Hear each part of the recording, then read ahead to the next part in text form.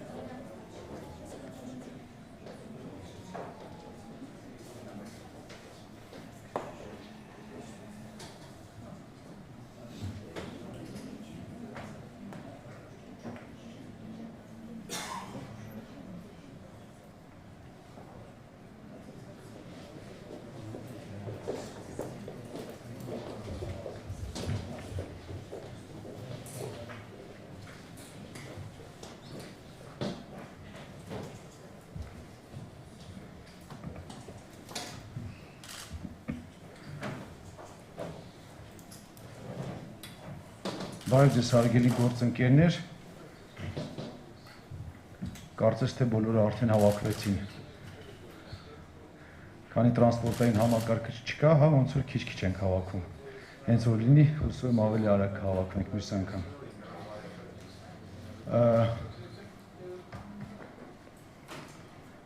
Ողջունում ձեզ բոլորին Երևանի քաղաքապետարանում։ Երևանում է գտնվում WIG միջազգային խորհրդատվական ընկերության պատվիրակությունը, ովքեր մեզ կներկայացնեն Երևան քաղաքի գերակախնդիրներից մեկի մեր հասարակական տրանսպորտի բարեփոխումներին ուղղված ծրագիրը։ Այսօր այս հանդիպման նպատակն է ծանոթանալու միջազգային խորհրդատվական ընկերության մոտեցումներին, քննարկենք դրանք։ Այստեղ են ներկա նաև Հայաստանի Հանրապետության փոխվարչապետի պարոն Ավինյանի որոշման ստեղծված միջգերատեսչական աշխատանքային խմբի ներկայացուցիչները, ինչպես նաև մասնագիտական աշխատանքային խմբի ներկայացուցիչները, որ ներառված են Երևան քաղաքի ավականու անդամները տարբեր գերատեսչություններից եւ կազմակերպություններից մարդիկ, հասարակական կազմակերպությունների ներկայացուցիչները, ինչպես նաև Երևանի քաղաքապետարանի առանձնացված ստորաբաժանումների ներկայացուցիչները։ Կարծում եմ այժմ մեծ ուշադրությամբ կլսենք WIG ընկերության խորհրդատվական ընկերության կողմից մշակված ծրագիրը, այնուհետև արդեն կանցնենք քննարկման եւ հուսով եմ, որ այս ծրագիրը իրականացնելուց հետո վերջապես մեր քաղաքը Երևանը կունենա մեր բնակիչների երևանցիներին վայել տրանսպորտային համակարգ։ Շնորհակալություն։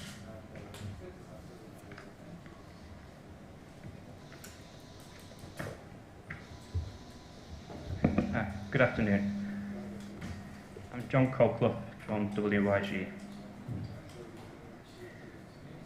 This is the culmination of a project started in 2017 with WIG working in partnership with Amelia, along with the support of the new administration. Over this period, we've produced 10 reports about the development of the new network and tariff-in ticketing. And we'd like to thank the working group for their support and the reviews and the feedback provided.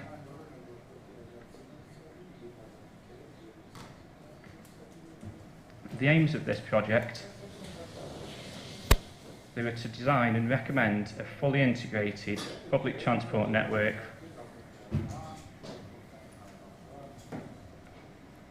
and this was to be supported by an integrated tariff system to provide a modern and flexible ticketing system.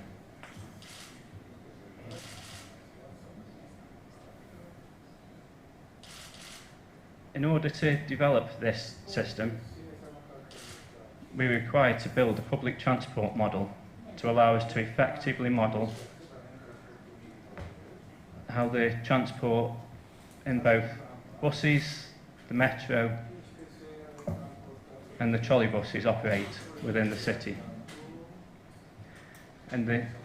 this was built at the start of the project to support the development and assess all of the impacts on the city of Yerevan. We used software called ME3, as this was to fit with the existing software owned by the municipality. Initially, we built a base network which reflected the current operation of the minibus and bus network, trolleybus and metro that's currently in operation. And it only includes the public transport, so there's no car trips. And the model doesn't design a network, it will only test and provide statistical outputs from the networks that we developed based on the available data and tested. This was an iterative process where we designed a network, we would test the network, make changes and test it again, until we reached an optimal network.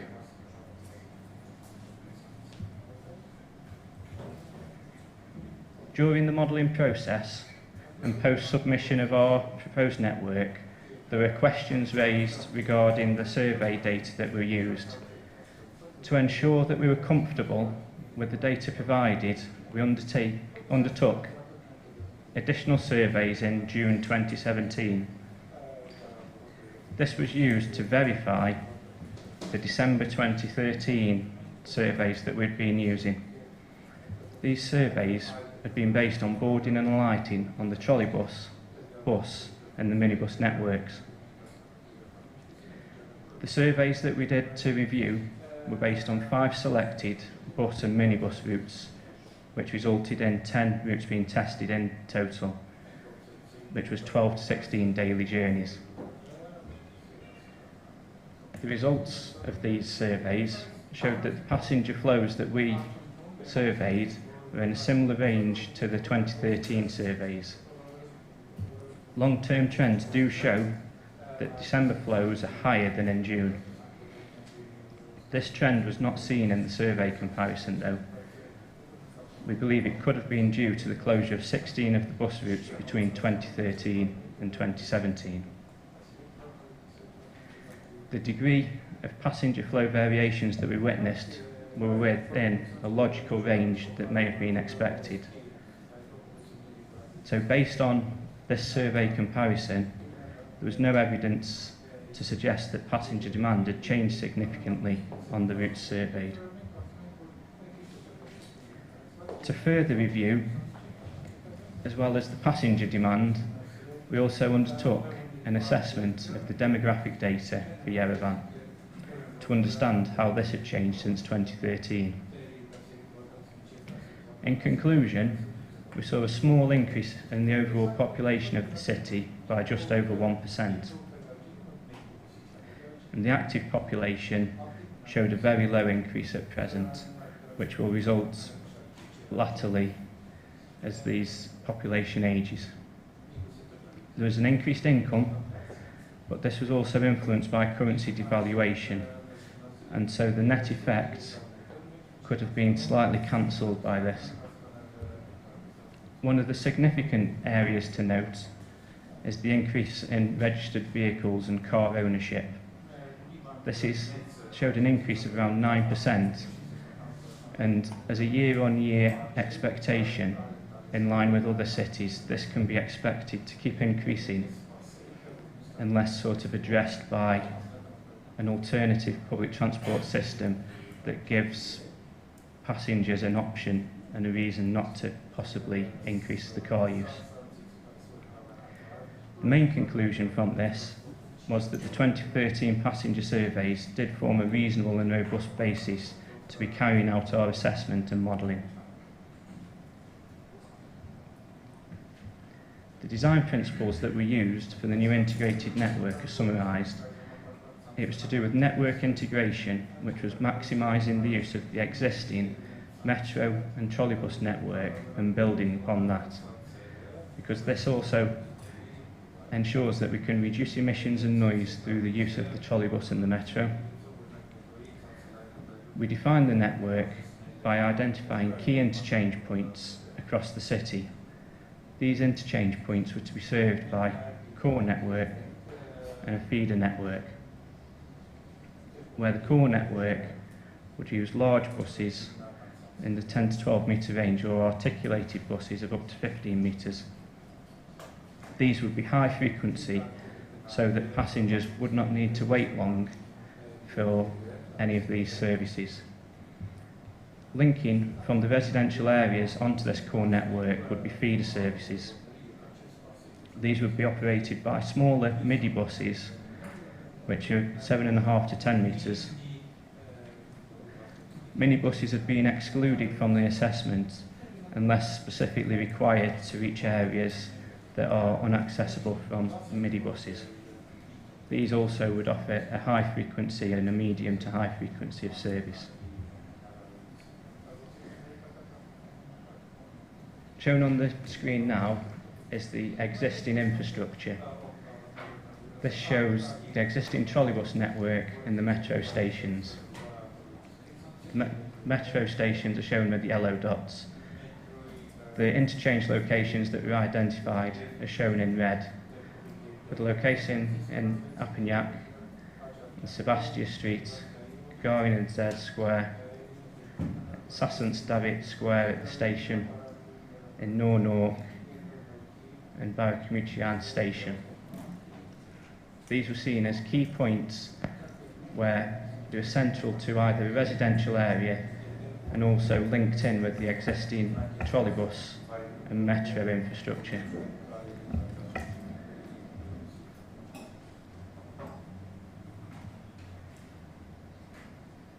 These areas were also identified as they appeared to show there was potential for the development of the infrastructure required for an interchange location. A large number of routes will pass through the interchanges, but it should be noted these will not be destinations for the endpoint of a bus, so services won't be stopping at the end and require large parking areas at an interchange. Routes will only pass through the interchange points, stopping to collect and let passengers alight.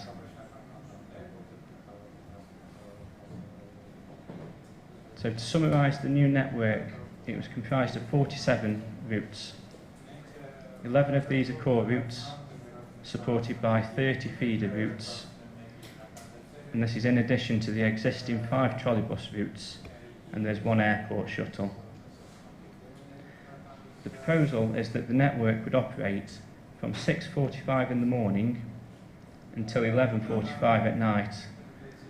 This morning is slightly later than our initially suggested time of 6 o'clock. There were comments and feedback from the public that the services don't start early enough to allow some people to reach their jobs. People working on security at sites were some of the options mentioned here. And it was also mentioned that the routes don't run late enough into the night to allow full flexibility for use of the public transport service. Shown on the screen now are examples of the vehicle types that are suggested for the proposed network. The core routes would use articulated vehicles which provide high capacity and also with multiple doors along the side allow efficient boarding and alighting of passengers. These are 18 metres long and can carry up to 150 passengers. These are commonly seen across many European cities. Some of the core routes would use large buses where there's a slightly lower patronage. These are around 12 metres long and would carry between 90 and 100 passengers. The smaller buses for the feeder routes, the midi buses shown at the bottom, these can carry around 50 passengers and are in the 7.5 to 8 metre range. So the vehicles have been associated to the routes based on the patronage that was modelled to provide the most efficient transport of passengers.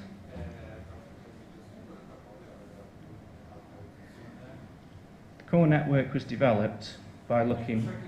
at the origin and destination demand shown from the household surveys. These routes link the key points that the surveys indicated people were travelling between on the public transport network.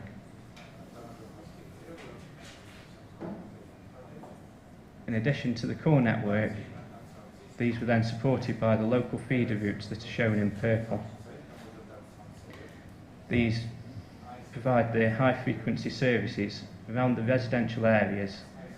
to either complete a short journey on its own or provide access and linkages to the core network of the buses, and also the trolleybus and the metro.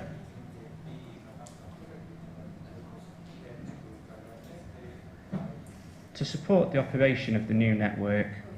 bus priority is also an important area. As can be seen in this picture, there are a number of buses shown and minibuses, but they're all stuck in the same traffic as the cars. By providing bus priority, more efficient and quicker journey times can be accessed by the bus traffic above the cars,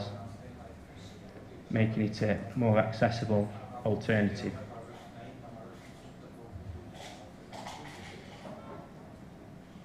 Some methods of bus priority are bus lanes. This is a designated lane that runs alongside the carriageway, or as part of the carriageway, but alongside the lanes that are accessible to the car traffic. These are restricted to buses and can also be used by cyclists. They are suitable for Yerevan on many of the roads due to the high width and capacity of the roads you have available. So where there are 2 or more lanes, we assess the roads to determine where these are possible. Also taking into account the areas of the greatest congestion and trying to benefit not only the proposed network but the existing trolleybus. This also allows us to provide the greatest potential to interchange between the bus, trolleybus and metro. This map shows the areas that we assessed. The proposed lines list shown as a solid line, with also some optional lines shown as dashed lines. As you can see, this covers some of the key areas where congestion can be seen, in particular Mashtots Avenue.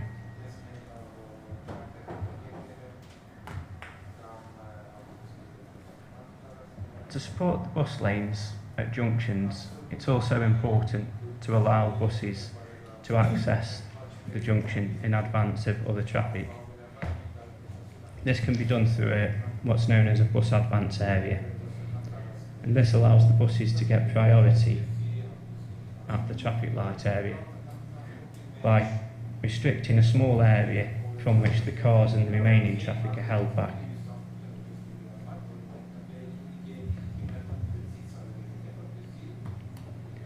Shown on the screen now are some examples of the implementation of bus lanes. They can be clearly signed and shown that it's only available to buses and cyclists if required. And as you can see from the images, it does allow the remaining traffic to queue on the remaining lanes whilst providing a clear and safe passage for the bus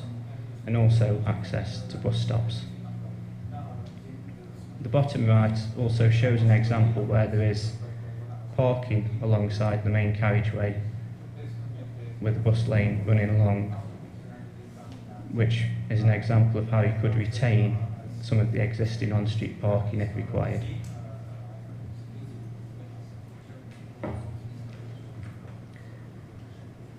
Another key issue that we came across during the development of the network was the use of bus stops. As can be seen in these pictures, bus stop use is not safe, as passengers very often have to walk out into the road to board the vehicle. Enforcement of other vehicles stopping at the clearway areas marked around the bus stops is not always occurring. To ensure that there's safe access to the bus stops for passengers, there are some examples of how this can be provided. The images on the screen show what are known as bus stop borders. This allows an area of pavement to be built out into the road, which means you can retain parking and loading at the curbside, and the bus is still available to drive along the travelling lane and stop at the curbside at the bus stop. During the development of the network, we identified approximately 1,200 locations for bus stops. These would all need detailed investigation to interpret the exact requirements of the development that could take place with respect to the safest bus stop to be located there.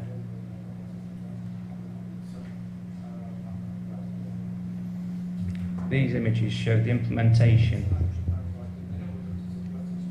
of bus stop borders. On the top, you can see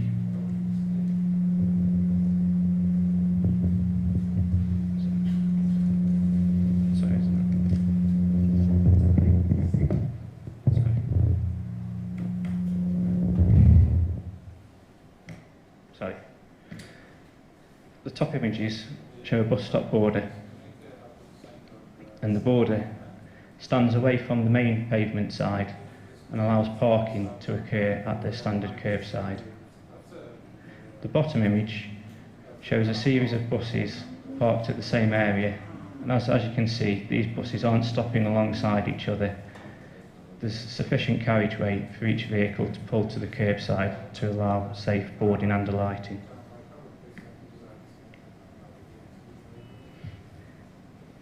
As part of the bus stop assessment, we also looked at walking distances to the bus stops to ensure that all of the citizens of Yerevan will be within a reasonable walking distance. It's also noted that Yerevan has some very steep gradients, and so in some locations, compared to a standard 4-metre stop catchment, which is considered an acceptable walking distance, areas of steep gradient would need stops that are closer together so that passengers do not need to walk as far. The network that we developed shows very good coverage and short walking distances to the bus stops.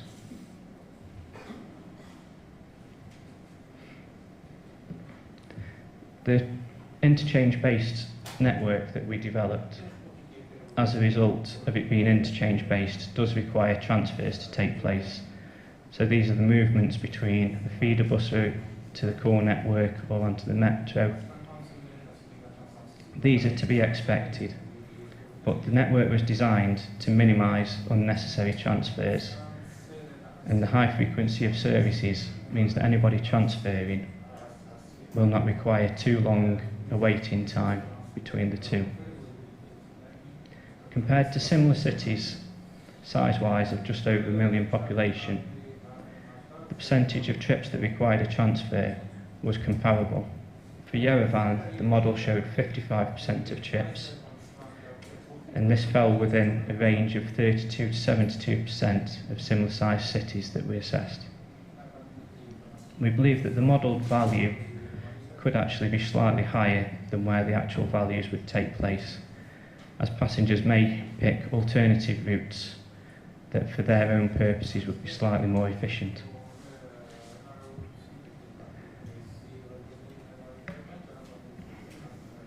As part of the assessment, we were asked to look at the impacts of further reduction of transfers. There are, as I said, this was minimised as much as possible during the network design, so that we considered high-level impacts that could be caused if we tried to further reduce the transfers. There are some positives, which would be that there would be more direct journeys available, as is currently available in the network you have today. And potentially, it could increase patronage, but it could also have negative effects, which would be unknown depending on the network development. There are significant factors against reducing the number of transfers, though. It would result in additional costs, and this is costs due to staff, additional vehicles, and in turn, through having additional vehicles, there would be additional maintenance costs from the additional kilometres that these are driving. You would also see an increase in route duplication, whereas the interchange allows passengers to move from one route to another. Numerous routes would have to run over the same sections to provide these reduced transfers. This increases congestion on both the highway network as well as at bus stops.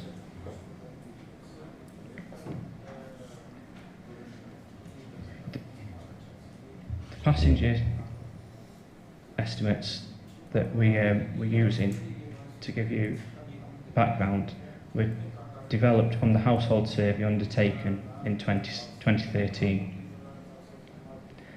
And these household surveys were defined in zones around Yerevan, and so were representative of different areas of the city. The surveys from each of these areas produced an average trip rate per household per day, based on the information that was completed. To develop our passenger demand for the model, these average trip rates were factored up by the population in each of these residential areas, so that each area had a trip rate representative of what the household survey showed for that part of the city. This provided us with a daily number of journeys, and any annual figures that were there produced were then factored up from this. We do consider that this is an upper range of the passenger estimate, and it was used for this reason, to make sure that the routes and frequencies designed were robust. We have received the municipality's independent estimate, which does show a much lower passenger figure, and demonstrates the impact that a lower passenger figure would have on the frequency and vehicle numbers, in addition to operating costs and passenger revenues. Therefore, on these next slides, we've provided the WYG figures as produced by ourselves, but also shown that this will fall within a range, and presented an estimate of the lower figures from the alternative passenger assumption.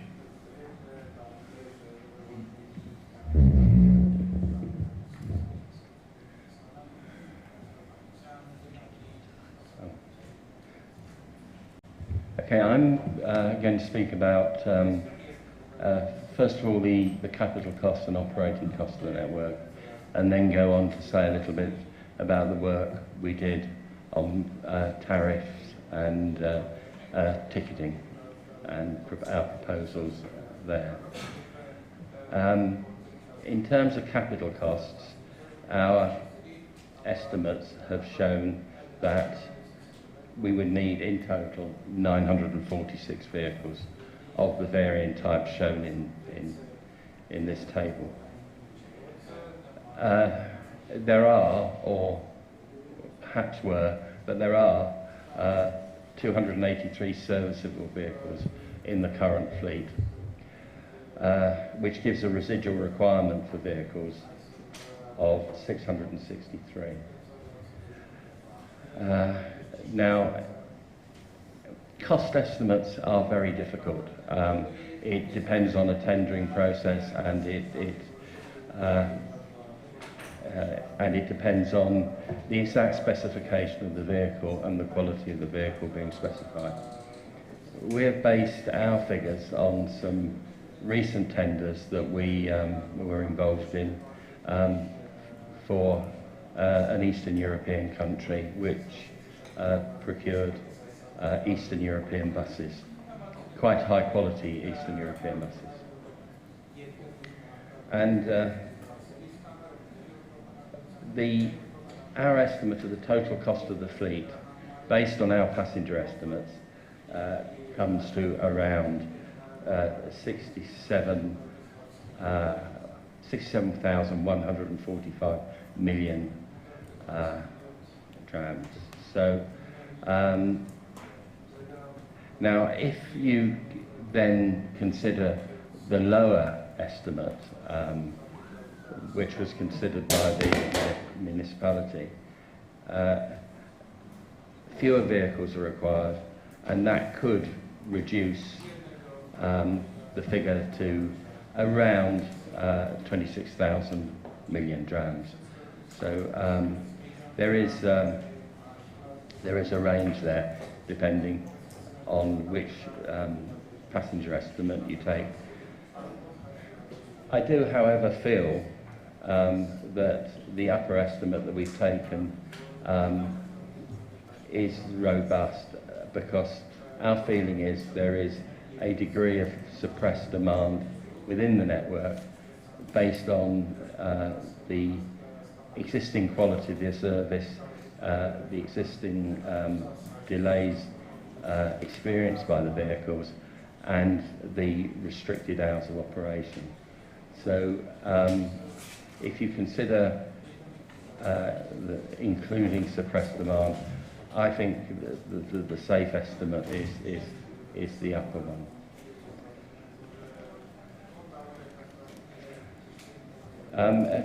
I should say, sorry, before moving on, that if you're looking at, that's for diesel buses, if you're looking at CNG buses, the current cost of purchasing the buses is 20 to 25% more. However, the operating cost is lower.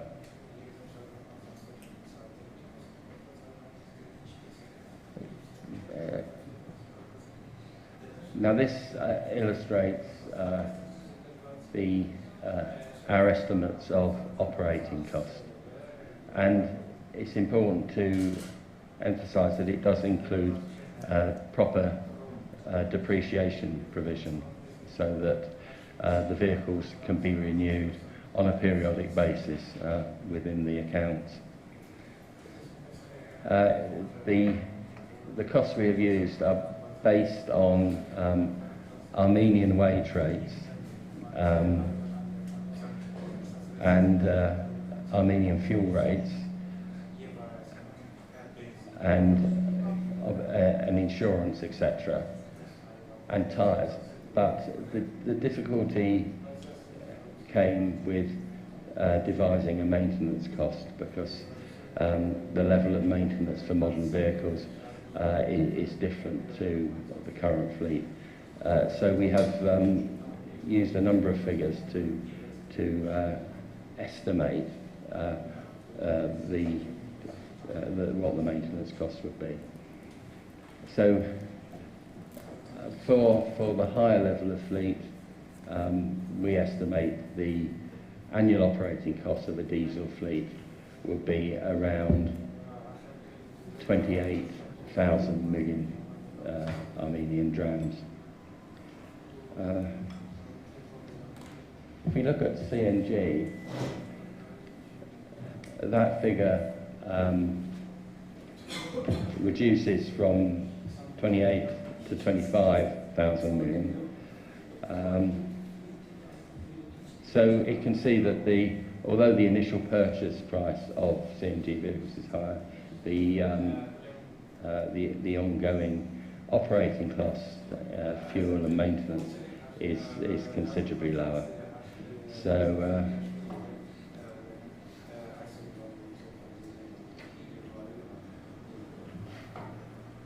it also illustrates what a significant effect both fuel and drivers' wages are in terms of the overall equation.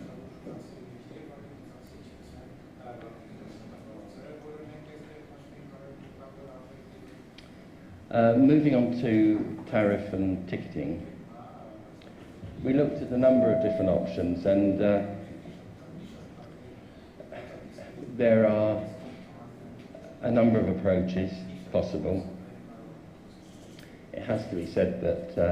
a number of cities are now converging on more integrated and more simplified electronic-based systems. And also, tariff and ticketing is an evolving process. You choose the technology, you choose an initial range, and then from then on, the range of tickets can evolve depending on the comments and demands of the users and potential users. But our recommendation is a series of timed tickets. So basically, a ticket would be valid for, say, an hour, and you can probably undertake most journeys required in Yerevan within an hour. And you could use as many buses, or the bus and the metro bus, trolley bus, metro, within that 1 hour. Change as many times as you wish within that hour of validity. Now that is easily understandable, and it doesn't penalise people who have to make a change of vehicle in their journey.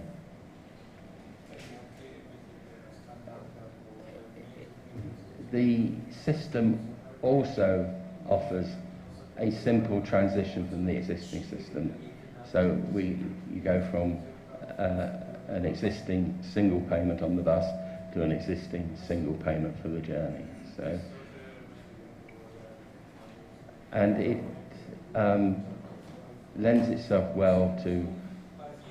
automated ticket issuing and validation. And an important element is taking the driver out of the equation. So the driver would not be involved in issuing or checking tickets. This speeds up boarding times, which is very important because slow boarding is a major cause of delay in bus networks, and reduces the potential for fraud. This would require ticket inspection by inspectors, but again, this is, with the time ticket system, this is simple and efficient. And it allows the production of a number of different ticketing products based on the fundamental time ticket.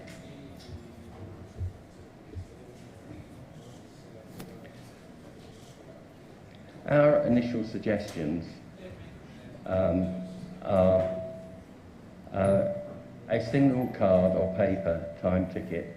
issued by a machine that isn't on the bus and is validated by a ticket machine on the bus. So basically you buy your machine, you buy your ticket, or several tickets if you wish, from the machine, and when you validate it on the first vehicle, your 1 hour starts.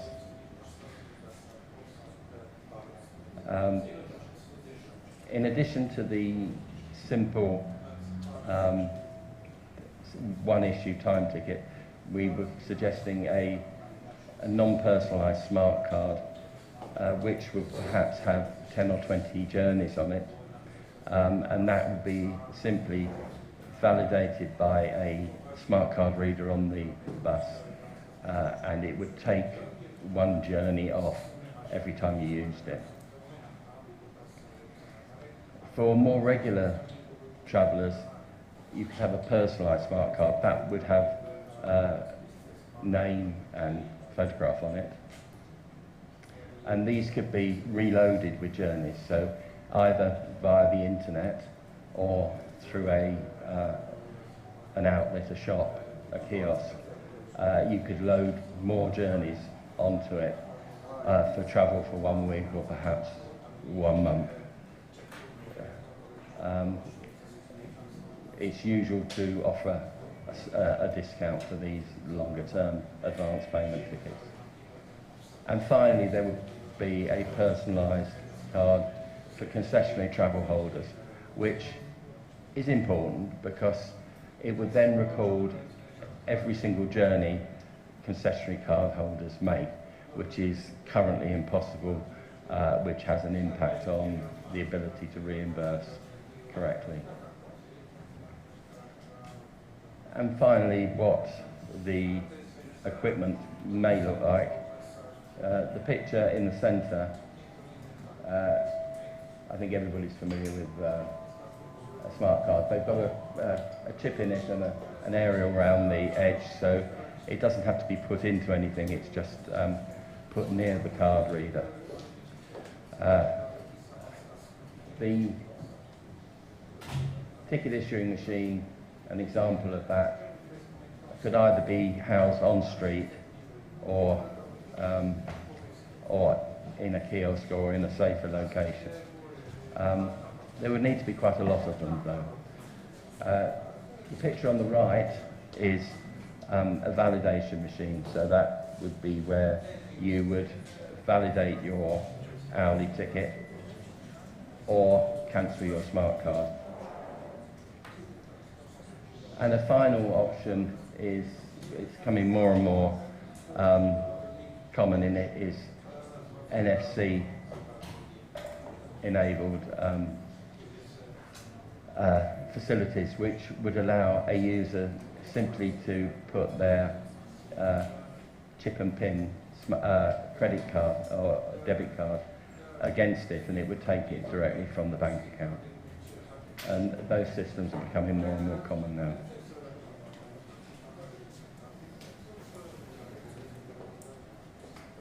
So in summary, that's our ideas and proposals for a fairly simple, easily understood, but fully integrated ticketing system for the network.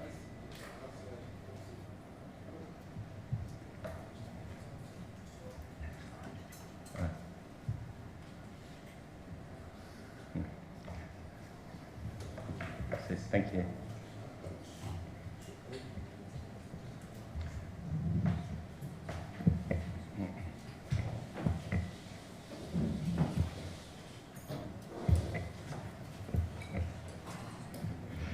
Շատ շնորհակալ եմ, պարոն Նայք։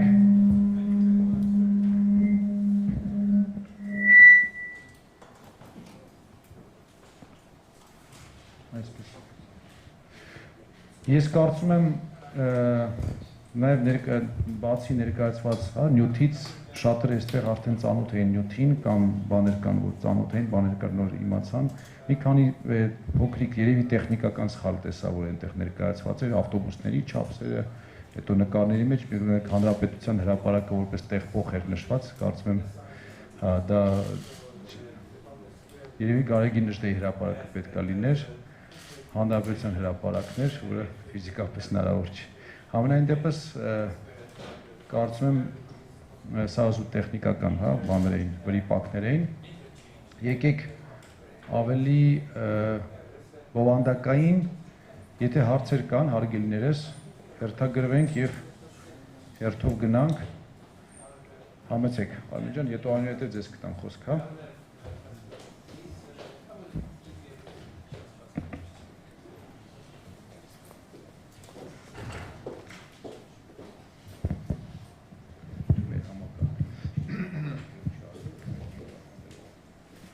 Հարգելի պարոն քաղաքապետ, հարգելի գործընկերներ, մինչև բուն հարցս ես շատ կարճ մի մեկնաբանություն ունեմ այս դալիճի հետ կապված, կարծում եմ ես եւ ուրիշ սայլակով մարդիկ էլի անելիք կունենանք այս դալիճում, եւ չնայած քաղաքապետարանի աշխատակիցները բարեհամբույր ձևով միշտ օգնում են բարձրացնում են 4-րդ հարգից 5-րդ աստիճաններով, բայց կարծում եմ 21-րդ դարում կարելի է գտնել ավելի գեղեցիկ տեխնիկական լուծում։ Հիմա բուն այդ հաղորդման մասին ես մնում եմ իմ կոմպետենտության շրջանակներում, իսկ իմ կոմպետենտությունը այս դեպքում դա հաշմանդամություն ունեցող անձանց եւ այդ թվում սայլակ օգտագործող անձանց համար տրանսպորտի մատչելիությունն է, ֆիզիկական մատչելիությունը, եւ այստեղ ինձ մոտ երկու հարց առաջացավ խորհրդատուին։ Առաջինը, երբ որ տեսա այդ ավտոբուսների լուսանկարը, 3 ավտոբուսներ ընդեղ նկարված, համակցված մեծ ու միջին չափսերի կարծեմ, հասկանում եմ, որ ընդամենը լուսանկար է, դա չի նշանակում, որ հենց այդպիսի ավտոբուսներ են առաջարկում, բայց նկատեցի, որ ներքևի այդ փոքր ավտոբուսը միանշանակ հարմարեցված չի կարող լինել սայլակ օգտագործող ուղևորների համար, կարծում եմ նոր մոդելի գործարկման համար անընդունելի է եւ ուզում եմ դրա պարզաբանումը եւ նաեւ քանի որ ցանց է առաջարկվում եւ ցանցի մեջ ներառվում է մետրոն եւս, որը ցավոք սրտի չգիտեմ երբ կլինի հարմարեցված կամ մատչելի սայլակ օգտագործող ուղևորների համար, ուզում եմ հասկանամ ինչ որ ընտրանքային լուծումներ նախատեսվում են այդ տեղ փոխի համար, որտեղ մետրոն ինչ որ կարևոր դեր է կատարում։ Շնորհակալություն։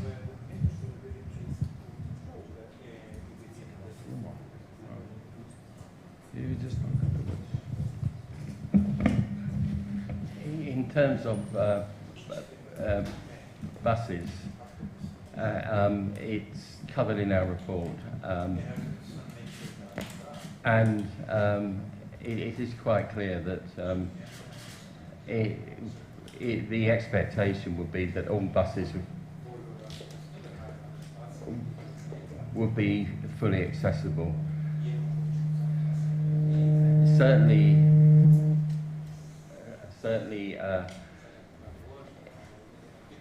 in the UK and increasingly across Europe, all new vehicles purchased for use on public service have to be fully accessible.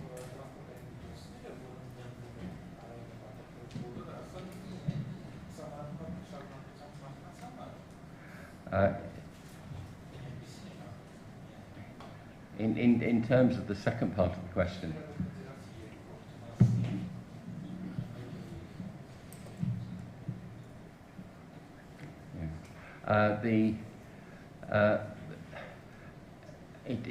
clearly the capital investment that will be required to make the metro fully accessible will be very high, and was not within the scope of the work we did. However, every journey that completed by metro can also be completed on a bus route within the new network.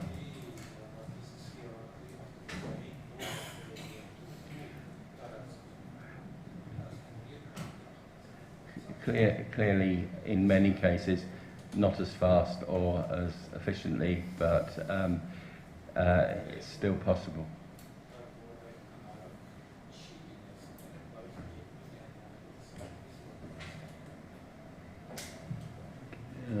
Եթե դուք հավելեմ ձեր հարցը, ես կարծում եմ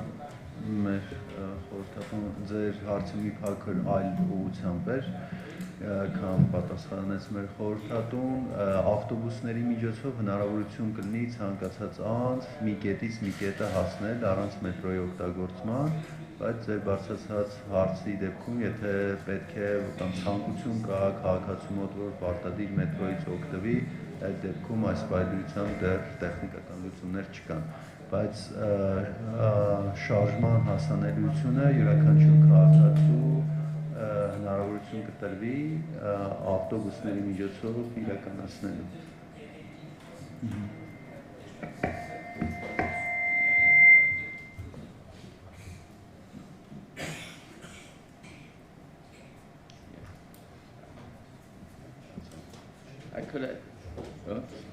Could I just quickly add there, in our report we highlight some buses, the use of some buses that are in the existing fleet, and those clearly aren't accessible currently, but the expectation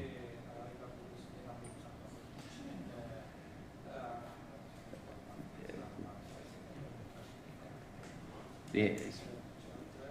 expectation would be that they would be operated on routes with accessible buses.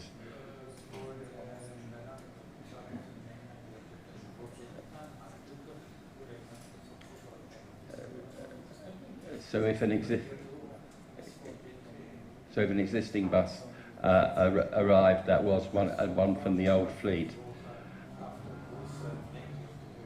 then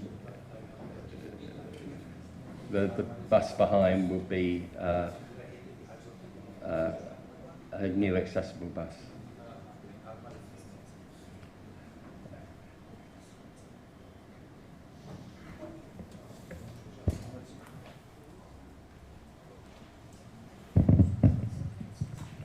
Արմեն Պողոսյան, Հայաստանի Սպառողների ասոցիացիա։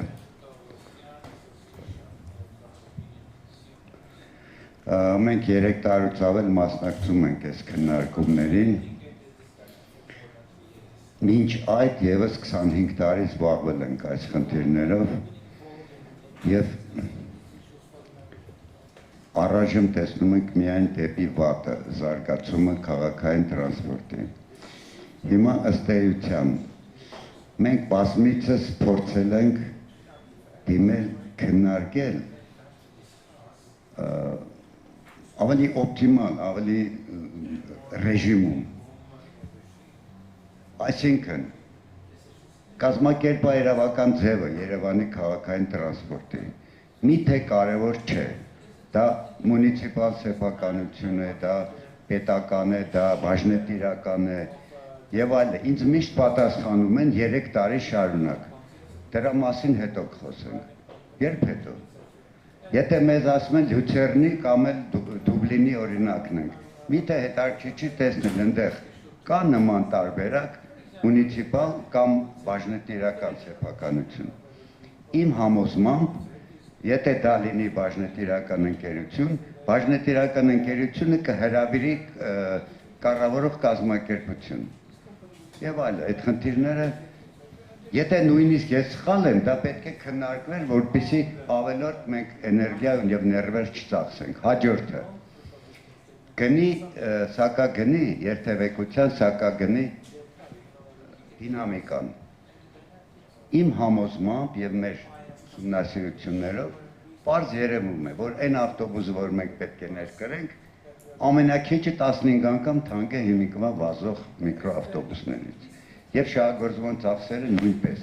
Եվ չմոռանանք, որ հիմա 1 վարորդ աշխատում է 12 ժամ, իսկ օրինականը այն է, որ 2 վարորդ աշխատեն, նաեւ այդ կողմից էլ ծախսերը ավելանում են։ Հիմա մեր տրանսպորտի սակագինը բարձրանալու է, թե չէ, բոլոր ֆակտորները դեպի նորից ինձ ասում են, այդ հետո, երբ որ կհաստատենք, իսկ ինչն է խանգարում, նախ հետո ուշ կլինի, իսկ ինչն է խանգարում հիմա տեսնել, որքան արժի ավտոբուսը Չինաստանում, Ռուսաստանում, Գերմանիայում։ Հաջորդը, ուրեմն գրված է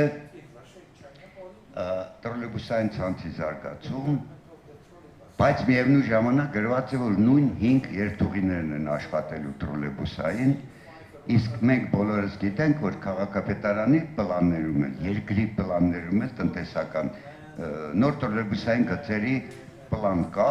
հատկապես կամուրջով դեպի այդ թաղամասը, մոռացա ոնց է կոչվում, 2 գիծ, որի արժեք 250 միլիոն դրամ է։ Ծիծաղալի փոքր գումար։ Միտե մենք արժանի չենք տրոլեյբուսով երթևեկելու, զարգացի տրոլեյբուսային կամ ընդհանրապես էլեկտրոտրանսպորտը, որը նաև նպաստավոր է եւ էժան է մատչելիության առումով։ Հաջորդը, նաև բնապահպանական տեսանկյունից անհամեմատ առաջավոր է։ Հաջորդը, ուրեմն ծրագրում գրված է այս նյութը, որին մենք ծանոթանում ենք, ինտերվալը լինելու է 9-ից 15 րոպե։ Ես որ խոսում եմ մասնագետների հետ, ասում եմ ինչու պետք է մարդը 15 րոպե սպասի կանգառում, ինձ պատասխանում են, ո՞նց, ինչ 15։ Պիկ ժամերին 3.5 րոպեով է վազելու ավտոբուսը։ Այդ որ երազում այդպեսի բան կարող է լինել։ Պիկ ժամ նշանակում է արդեն խցանված է փողոցը ու պետք է վրաներով թռնի։ Այդ չտրամաբանված այդ թվերը համ 15 րոպե է գրված, համ էլ պիկ ժամերին 15 րոպե։ Ուրեմն ես էլի շատ բաներ ուզում եմ ասելու, բայց մի փոքր օրինակով ավարտեմ։ Ուրեմն վերլուծության մեջ ուղևորա քանակները բաներ ուսումնասիրության մեջ տրված է մի ցուցանակ եւ գրաֆիկ։ Համար 10 տրոլեյբուսը գալիս է եւ դինամիկան ինչքան պասաժիր, ինչքան ուղևոր է իջնում։ 7 էս կանգառին, 2 էս կանգառին, այդ տրոլեյբուսը ոչ միտեղ չի գնում ու բնականաբար 0 դառնա այդ ուղևորների քանակը։ Ինչ կա դա ցույց տալու։ Այդ 0-ն ինչ տեմպով դառավ, բայց զուգահեռ այդ նույն 10-րդ համարին 9-րդ համարն է գնում ու գնում է դեպի ավելի քաղաքի կենտրոն եւ երրապատկվում է, ամեն օր եմ ես հաշվում այդ թվերը, երրապատկվում է նույն ուղղությամբ ուղևորների քանակը։ Շնորհակալություն,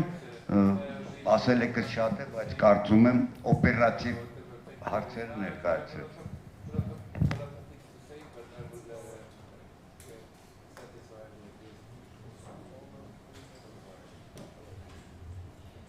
Շնորհակալություն հարցերի համար, ձեր հարցերը բավականին շատ էին։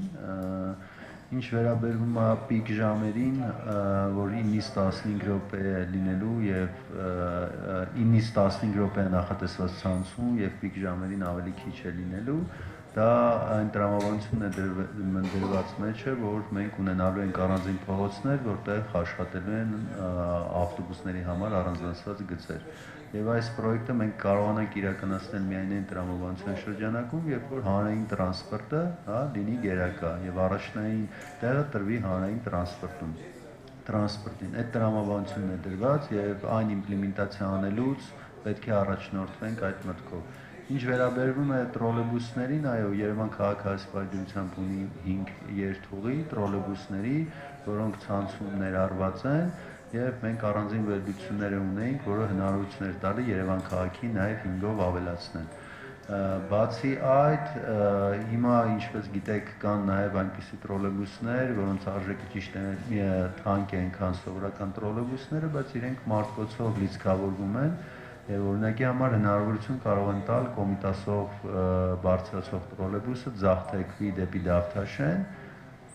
դեպի Դավթաշեն, քաղաքացիներին վերցնի, նորից գա միանա ինքը ցանցին, այստեղ առանձին վերլուծություն է հարկավոր տրոլեյբուսային ցանցի համար, քանի որ տարիների ընթացքում տրոլեյբուսային ցանցում կապիտալ ներդրումներ չեն իրականացվել, մենք ունենք որոշ ենթակայաններ, որոշ գծեր, եւ պետք է հասկանանք, թե այն ներդրումների չափը ինչքանով է համադրելի նոր տրանսպորտային ցանցում ներդրումներ իրականացնելու հետ կապված։ Դուք նաև խոսեցիք, որ դա լինի մունիցիպալ, կամ բաժնետիրական,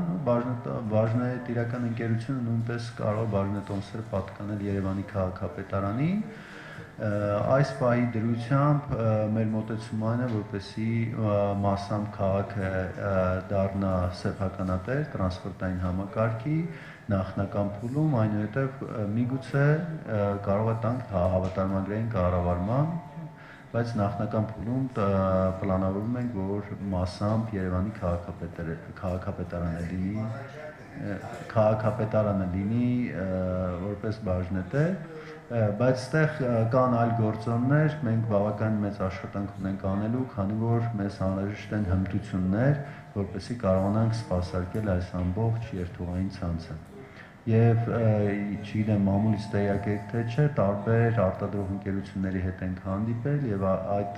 հանդիպումների ժամանակ քննարկվում է այն տարբերակը, որպեսզի արդյոք իրենք հնարավորություն ունեն մեզ, երբ որ մրցույթ հայտարարվի ավտոբուսները ձեռքբերելու, նաեւ այդ գնի մեջ ներառված լինի ավտոբուսների սպասարկումը, որպեսզի քաղաքը առանձին սպասարկման ծառայություն չունենա, քանի որ դա ավելի շատ մասնագիտական է եւ այդ պետք է տրամադրվի մասնագետներին։ Եթե ինչ-որ հարց կա, որ բաց թողեցի, չգիտեմ, գնի հետ կապված, այո, եթե նայում ենք, գինը ենթակա է փոփոխության, բայց այնպես չի, որ մենք այդ գինը թաքուն ենք պահում հանրությունից եւ հանրությունը չի իմանալու, թե որքան է լինելու տրանսպորտային համակարգի գինը, պարզապես պետք է հասկանանք, թե ինչ կապիտալ ներդրումներ են կարողանալու անել, ինչ ֆինանսավորում են կարողանալու ունենանք, որը ազդեցություն կունենա սակագնի վրա։ Երբ որ վերջնական ունենանք արդեն սակագնի հաշվարկ, իհարկե մենք հանրությանը ամբողջությամբ կտեղեկացնենք, դա որ գաղտնիք դա չի կարող լինել, դա այնպիսի բան է, որ չի կարող գաղտնիք լինել եւ մենք պահում ենք։ Պարզապես քանի որ վերջնական չունենք այդ մոտեցումը, սխալ է հասարակության մոտ այս պայդրությամբ ձևավորել ինչ որ սպասումներ, որ սակագինը կլինի այսքան։ Կարծում եմ, երբ որ վերջանա այդ ֆինանսական մոդելը, հասկանանք ինչ ֆինանսական միջոցների հաշվին ենք ներդրումները, որ աղբյուրներից ենք այդ ներդրումները իրականացնելու, արդեն կհասկանանք, թե որքան կարժենա նաև սակագինը, որը իհարկե կտրամադրենք բոլորին։ Շնորհակալություն։ Պարոն Խաչատուրյան, համեցեք։ Շնորհակալություն։ հարցս ուղղված է խորհրդատուին եւ վերաբերում է նախագծից հետո ենթադրվող աշխատանքներին, որովհետեւ ցանցը եւ դրան հարակից բոլոր օժանդակ միջոցները, որոնք ուղղված կլինեն ցանցի գործարկմանը, ընդհանուր առմամբ պարզ է, թե ինչ է նախատեսվում, այդ թվում եւ ձեր ներկայացրած զեկույցով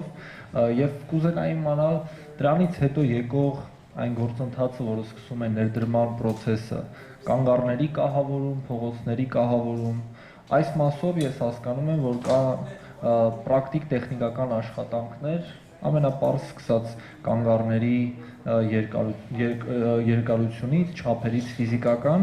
եւ այս մասով ինձ հետաքրքիր է, թե խորհրդատու կազմակերպությունը ինչ օժանդակություն կարող է ցուցաբերել քաղաքապետարանին, դա վերաբերում է թե այն փաստաթղթերին, որտեղ նկարագրված են այդ խնդիրների լուծումները, թե առհասարակ զեկույցով այս մասով ներդրման կիրառման մասով ինչ է նախատեսված։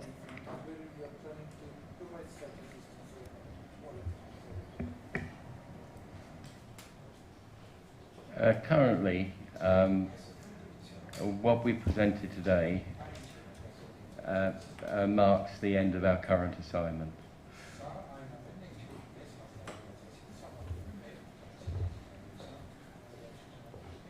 In order to take it forward,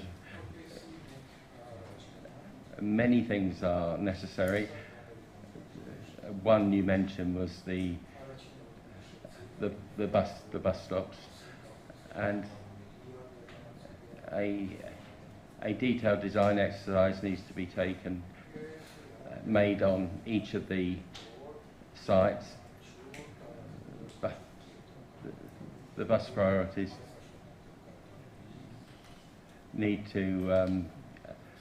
the bus priorities need to be designed,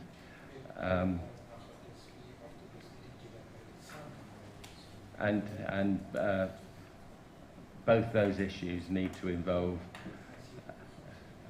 a degree of consultation with, for example, the traffic police and the transport department. But on the actual implementation side,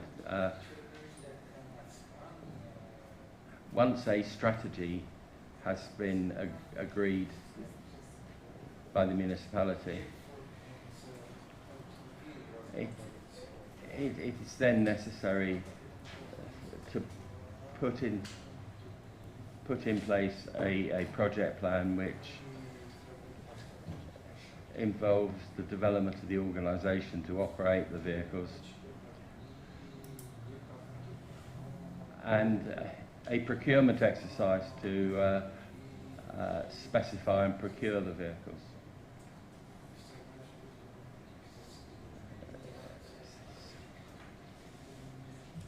So that's just to mention a few things there. There's a lot of complex work that's now required to take the plan forward.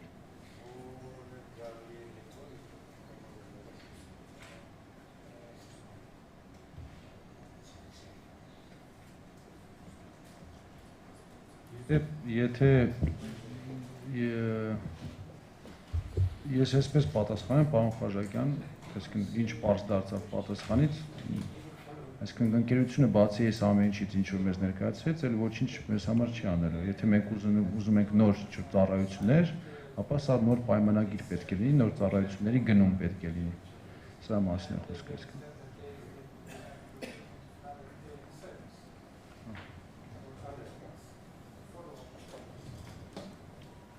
Ես ճիշտ հասկացա, չէ՞։ Ասում բան տենց բան, թե չկա, утром деньги, вечером стулья, вечером деньги, утром стулья,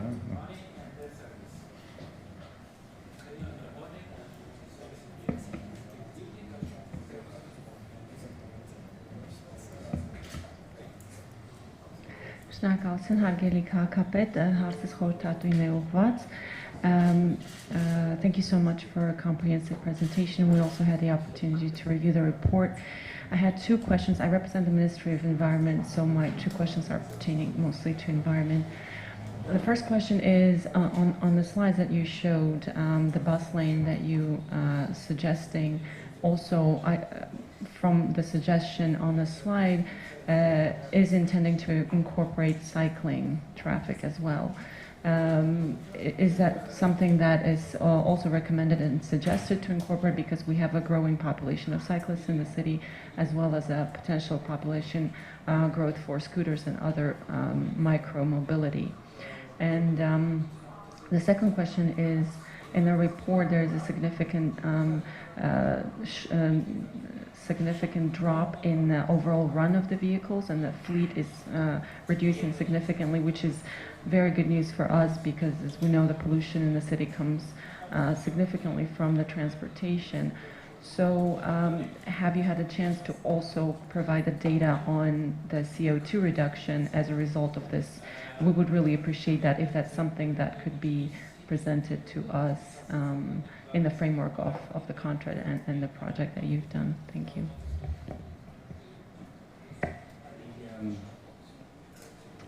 The issue of bus and cycle lanes, I think the assumption would have to be that cyclists would be permitted in bus lanes.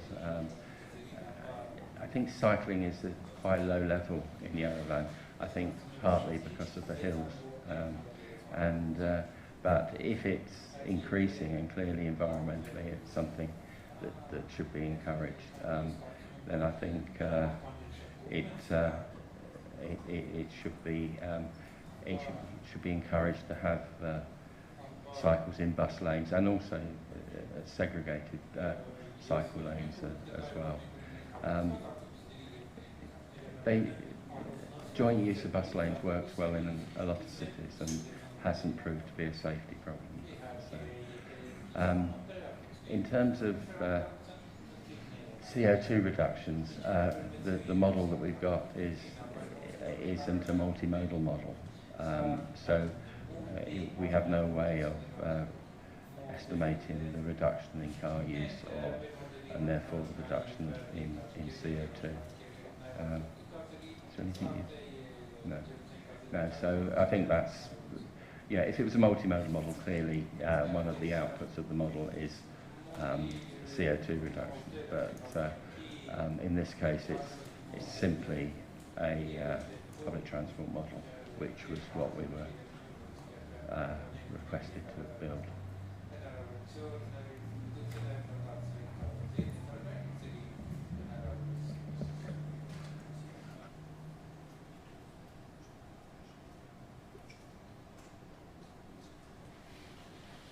Պարոն քաղաքապետ,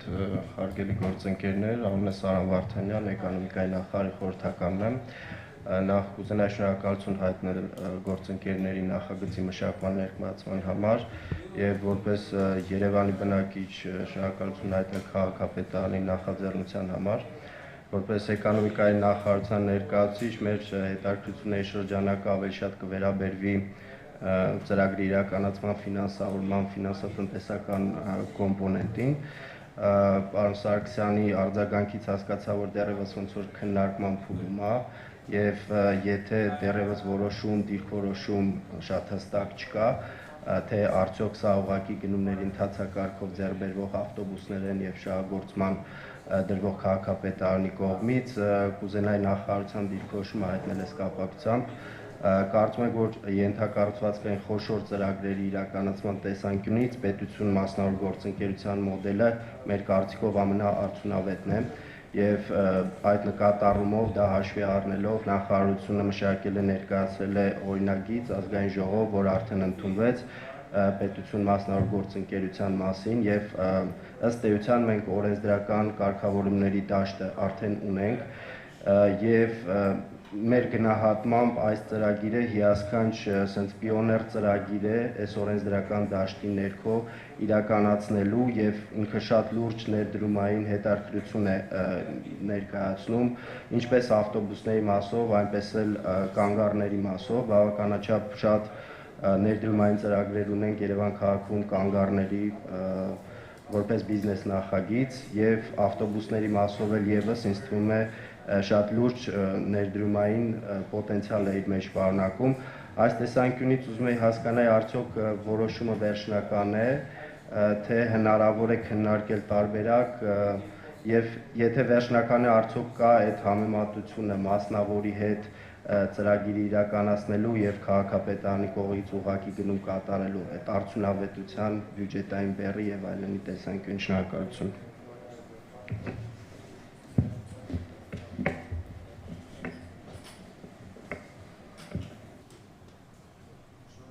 Շնորհակալ եմ հարցի համար, շատ ճիշտ եւ ժամանակին հարց է։ Նախ ասեմ, որ այն ինչ որ ներկայացված է, սա ուղղակի ծրագիր է, որի վրա արդեն եթե պետք է PPP այդ մոդելը դրվի, նաև մի առանձին պատմություն է դրա ներդրումը, հա, այսինքն ժամանակ, ծախս, մենք արդեն մեր գոլեգաների հետ սրա մասին արգին քննարկել ենք, զրուցել ենք, անցել ենք այս ճանապարհը եւ բավականին երկար ժամանակ պետք է մենակ դա նախագծվի, լավ այսպես ասեմ։ Դրա ես մինուսները ասեմ, PPP-ի մինուսները, հետո պլյուսները մենք բոլորս գիտենք, բայց մինուսները հետևն են ժամանակ, հա, եւ ելի ծախս, որը վերջում այդ ծախսը վերջում գալու է տոմսի գնի բարձրացման։ Երկրորդը, երբ այս ամեն ինչի մեջ մտնում է մասնավորը, բնականաբար յուրաքանչյուր մասնավոր իր շահույթն է հետապնդելու այս ամեն ինչում։ Մենք հետաքրվել ենք մեր հատուկ մեկ շաբաթ տևողությամբ եղել է մեզ մոտ այցելություն Չեխիայի Հանրապետություն, ուսումնասիրվել է այնտեղի տրանսպորտային համակարգը եւ այնտեղի գրեթե բոլոր օպերատորները 10% շահույթ են հետապնդել, այսինքն 10%-ով բավարարվել են Եվրոպայի կենտրոնում հանգիստ պայմաններում առանց վտանգների եւ ռիսկերի։ Ուստի ես գնահատում եմ, որ մեզ մոտ 15-ից ոչ պակաս, հա, տոկոս շահույթ են հետապնդելու, եւ ոչ պակաս, ես կարծում եմ 15-ից 20, ես կարծում եմ։ Այսինքն սա նույնպես այս ամեն ինչը անդրադառնալու է ի վերջո տոմսի արժեքի վրա։ Սա հիմնական երկու խնդիրներն են եւ իհարկե ստրատեգիան, այսինքն մենք տեսնում ենք օրինակ ամբողջ աշխարհում հիմա եվրոպական երկրների մասին է խոսքը, Ամերիկայի Միացյալ Նահանգների ավելի շատ զարգացած աշխարհի մասին է խոսքը, այնտեղ этаպը այսպես է, սկզբից ամեն ինչ գնում էր ոնց որ պետական, մունիցիպալ, հետո սկսեցին տալ քիչ-քիչ մասնավորներին, հետո սկսեցին հետ վերցնել մասնավորներից, որովհետեւ սոցիալական պատասխանատվությունը մասնավորը չի կրում։ Նույն աղբանությունը, նույն տրանսպորտը շատ երկրներում արդեն բերում են դեպի համարյա 100% պետական կամ մունիցիպալ ոնց որ կամ մեծ, կամ 70, 30, 80, 20 այսպես էլի, այս մոդելին են գալիս, որպեսզի կոնտրոլը այդ ամեն ինչի ունենա կամ քաղաքապետարանը կամ պետությունը, մի խոսքով նայած որտեղ։ Մենք ամենավառ օրինակը ունենք այդ PPP, հա, այսպես ասեմ, այդ աղբանությունով հիմա եւ տեսնում ենք ինչ կատաստրոֆիկ վիճակում է։ Եթե մենք ի սկզբանե օրինակ գոնե 70-30 լիներ, այսպիսի վիճակ չէր լինի, 30%-ով կարող էին թերանալ, այդ 30%-ի թերացնելը նախ ավելի հեշտ էր օգնել այդ ընկերությանը ոտի կանգնեցնել, եթե չէ, ապա փոխել մեկ ուրիշ ընկերությունով։ Տրանսպորտը գտնում եմ նույնպես ոչ պակաս ստրատեգիկ էլեմենտ է մեզ համար, քաղաքի համար, Երևան քաղաքի համար եւ ամբողջ պետության համար որպես մայրաքաղաք եւ հաշվի առնելով նաեւ արագությունը, այսինքն այս ամեն ինչը PPP մոդելի վրա դնելը, գտնել է այդ գումարներ եւ այլն, մենք այս պահին ավելի հակված ենք դա իրականացնել մեր ուժերով, այսինքն 100%-ով անել քաղաքապետարանի, պետության, քաղաքապետարանի, բայց իհարկե պետական աջակցությամբ, քանի որ բավականին մեծ նախագիծ է, եւ հետո արդեն ինչպես պարոն Սարգսյանը նշեց, արդեն հասկանալ, թե դրա որ մասը կարելի է ներգրավել, պատվիրակել մասնավոր սեկտորին։ Նախ մենք կհասկանանք, կտեսնենք ինչ հոսքեր են, կտեսնենք ինչ գումարների մասին է խոսքը, կտիրապետենք եւ այդտեղ մեզ ոչ ոք չի խաբի։ Վստահեցնում եմ ձեզ, յուրաքանչյուր մասնավոր կապ չունի պետության հետ է գործանում, թե այլ մասնավորի հետ, միայն իր շահույթն է հետապնդում, մաքսիմալ փորձում է պոկել դիմացնից իշա իրեն։ Եվ բնականաբար ստեղ յուրաքանչյուր եկող մասնավոր մաքսիմալ պոկելու է իր համար յուղոտ կտոր, մաքսիմալ իր համար հարմար պայմաններով։ Եվ այս պահին, քանի մեր մոտ տրանսպորտը չկա եւ մենք շտապում ենք եւ մեկ դա խնդրեմ է, այս պայն այդ գործակների մեջ մտնելով կարող ենք եթե ավելի շատ խորանանք ամեն խնդրի մեջ երկարացնել խնդրեմը եւ մեծ դժգոհություն առաջացնել բնակիչների, B չերկարացնել եւ խաբվել։ Ըստ իս ամենալավ տարբերակը գնալ այն առաջարկությունն, որը մենք այս պայն ունենք։ Եթե կարողացա եթե պարոն Սարգսյան ավելացնելու բան ունեք, շնորհակալություն, պարոն Կոստանյան, դուք ձեռք եք բարձրացնում, ոնց որ թե, չէ, համեցեք հերթականությամբ դուք, այնուհետև դուք, շնորհակալություն։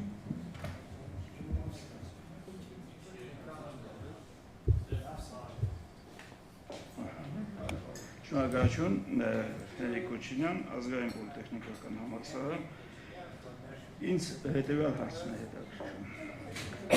Երբ որ մենք ներդրումների ծավալ ենք փորձում հաշվել, այնտեղ առաջինը ամորտիզացիոն հատկացումները հաշվի չեն կարել։ 300 կամ ավել թվով ավտոբուսների ձեռքբերումը սա միանգամյա գործունեություն չի, շարունակական է։ Իսկ հիմնական միջոցների համար ամորտիզացիոն ժամկետը 10-ից 15 տարի է սահմանում, այսինքն այս գումարը մենք պարտադիր պետք է ի վերուստ հաշվի առնենք, սա մեկ եւ երկրորդը։ Մենք առանցքում այս ծրագրի դրել ենք մեկ խնդիր, ապահովել ուղևորի համար հարմար տեղափոխություն, այսինքն սահմանված ժամկետ, արագություն եւ այլն։ Սա վերում է նրան, որ մեր ավտոբուսները պետք է շարժվեն խիստ գրաֆիկով, ճիշտ ժամանակային գրաֆիկով։ Դրա համար մենք կամ պետք է առանձին գիծ հատկացնենք, որը լրացուցիչ ներդրումների կարիք է զգում, ամբողջ երթուղու երկարությամբ պետք է կատարվի, եւ առանձին գիծ հատկացնելով մենք երթևեկության մյուս մասնակիցների համար լուրջ խնդիրներ ենք ստեղծում։ Չգիտեմ որքանով են խորհրդատուները ուսումնասիրել կամ քաղաքապետարանը այդ երթուղիների երկարությամբ այսօր ինչպիսի ծանրաբեռնվածություն կա։ Սա խնդիր է, որ մեր առաջ պիտի որ կանգնի։ Իսկ եթե հատուկ գիծ չենք ստեղծում, ազատ ենք թողում, այդ դեպքում հիմնական խնդիրը չենք լուծելու։ Ավտոբուսը երբեք ժամանակին չի գալու։ Առավել ևս կցված ավտոբուսները, 18 եւ ավել մետր երկարությամբ ավտոբուսները, որովհետեւ նրանց մանևրականությունը շատ ցածր է։ Ես մի քանի անգամ մեզ հանձնաժողովում այս հարցը բարձրացրել եմ, որ սա չի կարելի առանձին առանց մյուս երթևեկության մասնակիցների վիճակի ուսումնասիրության տանել միջև վերջ։ Պետք է զուգահեռ տարվի։ Եվ ուզում եմ սա արդեն առաջարկության ձևով ոչ թե մտավախություն է ինձ մոտ։ Որքան էլ մեր հիմնական նպատակը պայմանները լավացնել, որպեսզի մարդիկ գնան դեպի հասարակական տրանսպորտ, այսօր ձևավորված մի խնդիր կա, որ տաքսի ծառայությունը, որը դռից դուր փոխադրում է իրականացնում, տնից տանում է համալսարան։ Երկու ուսանող յուրաքանչյուրը 300 դրամ տալիս են եւ գնում են իրենց դասին։ Նրան շատ դժվարությամբ մենք կարողանանք բերել ավտոբուս։ Ժամանակի ընթացքում միգուցե կստացվի։ Այսինքն սկզբնական շրջանում լավ աշխատող ավտոբուսը թեր բեռնված է լինելու, որը մեր ծախսերի մեջ մենք պետք է ժամանակային հատվածում հաշվի առնենք։ Եթե ուսումնասիրություն կատարեք, մարդատար ավտոմոբիլների 50%-ից ավելը միմիայն վարորդն է։ Երևանում երթևեկող մեքենաներից։ Մյուս 20-25%-ը երկու մարդ են, վարորդ եւ մի ուղևոր։ Այդ մնացածը արդեն մի քանի մարդ։ Սա արդեն դարձել է սովորույթ, տրադիցիա, որը պետք է ժամանակի ընթացքում հաղթահարենք։ Ես կառաջարկեի, որ մեր ուսումնասիրությունների հիմնավորումների մեջ սա անպատճառ նկատի ունենանք։ Շնորհակալ եմ։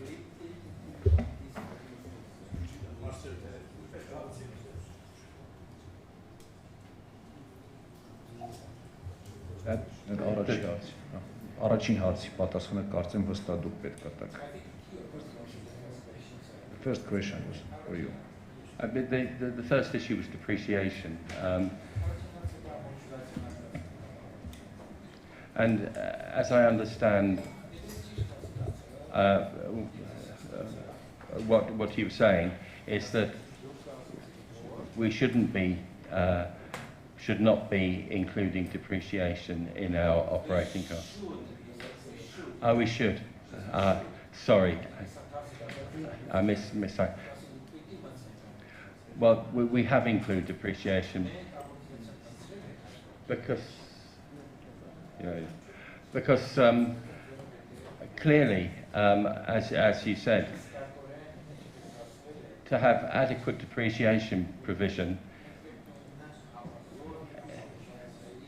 is essential to the continuity of the service. The network will be starting already with some older buses that are still serviceable, which would need replacing. And then in the fullness of time, the newer buses will need depreciating, and you're talking about 12 to 15 years for a full-size bus, much less for a minibus or a minibus, probably. Certainly around 5 years, possibly 8 years for a minibus. So yes, depreciation provision is included, and it's essential. The second point was related to bus priorities. I mean, yes, it clearly needs to be looked at in detail, but in general and in a lot of places, the issue is not road capacity, it's junction capacity.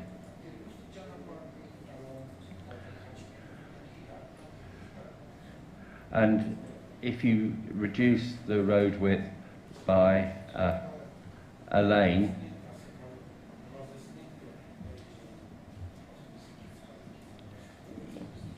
you increase the length of the queue, but you don't decrease the amount of traffic that can get through the junction. So bus priorities that are well designed don't need to significantly increase congestion.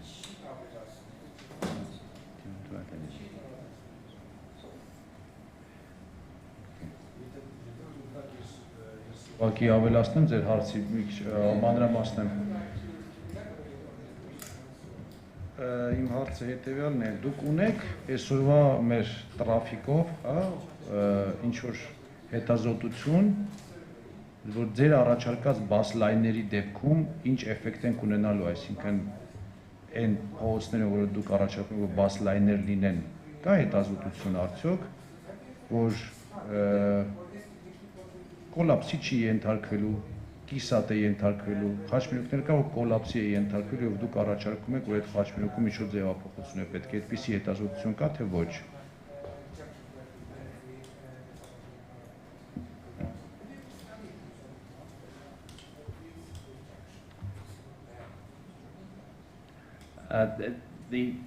The answer is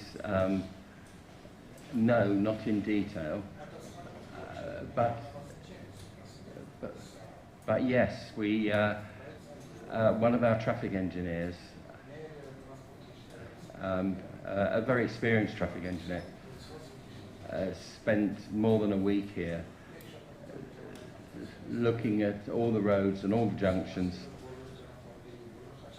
and our proposals are based on his recommendations.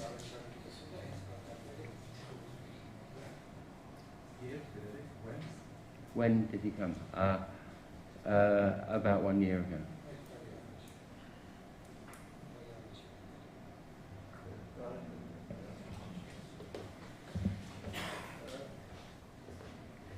Միգուցե եկեք տանք հնարավորություն Հենց է կոնկրետ հարցին այս հարցին, հա, եթե այս հարցին արձագանք որպես Իսկ Հայաստանում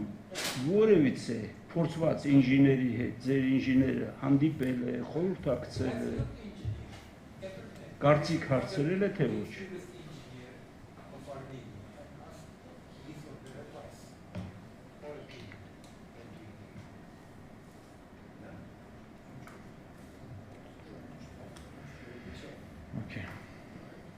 Շատ լավ, պարոն Խաչատյան, դուք եք ուզում հարց տալ, ես եթե թույլ տաք միջև ձեր հարցը երկու բառով անդրադառնամ, որպեսզի ավելի քննարկումը պարզ լինի։ Եկեք, գիտեք ինչ, եթե իհարկե ես սխալվեմ, ինձ խնդրում ուղղեք։ Ես կարծում եմ WYG-ն ուսումնասիրել եւ ներկայացնում է այն, ինչ այստեղ ասվեց։ Սրանից ավել, այսինքն ձեր հարցն էր, չէ՞, ես ինչու հատուկ ասեցի հարցը ավելի մանրամասնեցի եւ վստահ եմ, որ այդպիսի հետազոտություններ չեն եղել։ Ինչ էֆեկտ կունենան SSSS բաները։ Մեզ առաջարկում է այսպես անեք։ Ես կարծում եմ ավելի շատ WYG ներկայացնում է մեզ այս ցանցը եւ ասում է այս ցանցը դուք պետք է արդեն մնացածը կներեք ձեր վրա է։ Այսինքն դուք ուզում եք բասլայն անեք, չեք ուզում անեք։ Մենք ասում ենք, որ հա, բասլայնն է պետք, որպեսզի այս ժամանակը դուք կարողանաք ապահովել, բայց այդ բասլայնը կլինի, չի լինի, այդ բասլայնը ինչպես կլինի, մենք ինչպես ենք դրա տակից դուրս գալու, WYG-ն մեզ չի առաջարկում դա, և կարծում եմ դա հանձնարարականի մեջ էլ չկար, որպեսզի իրենք դա առաջարկեին, և այս ամեն ինչը այսպես է, եթե մենք ուզում ենք բոլոր հարցերի պատասխանները, նորից գալիս է այն սկզբի ասածը, աթոռների և գումարի մասին, էլի, այսինքն այս պահին, այս հետազոտությունը ուղղակի ցանցն է գծված, այս ցանցի մեջ ներառված են մեխանիզմների քանակը, տեղփոխերի քանակը եւ ինչպես են իրար հետ այս ամեն ինչը աշխատելու իդեալական պայմաններում, այսինքն երբ որ իրենց ոչ ոք չի խանգարում։ Իսկ պայմանները պետք է արդեն ստեղծենք մենք, թե ինչպիսին են լինելու կանգառները, ինչպիսին են լինելու փողոցները, անվտանգությունը, մյուսը արդեն այս պատվիրող կողմի խնդիրներն են, որը ինքը պետք է լուծի, ինչպես է լուծում նույնպես իր խնդիրն է։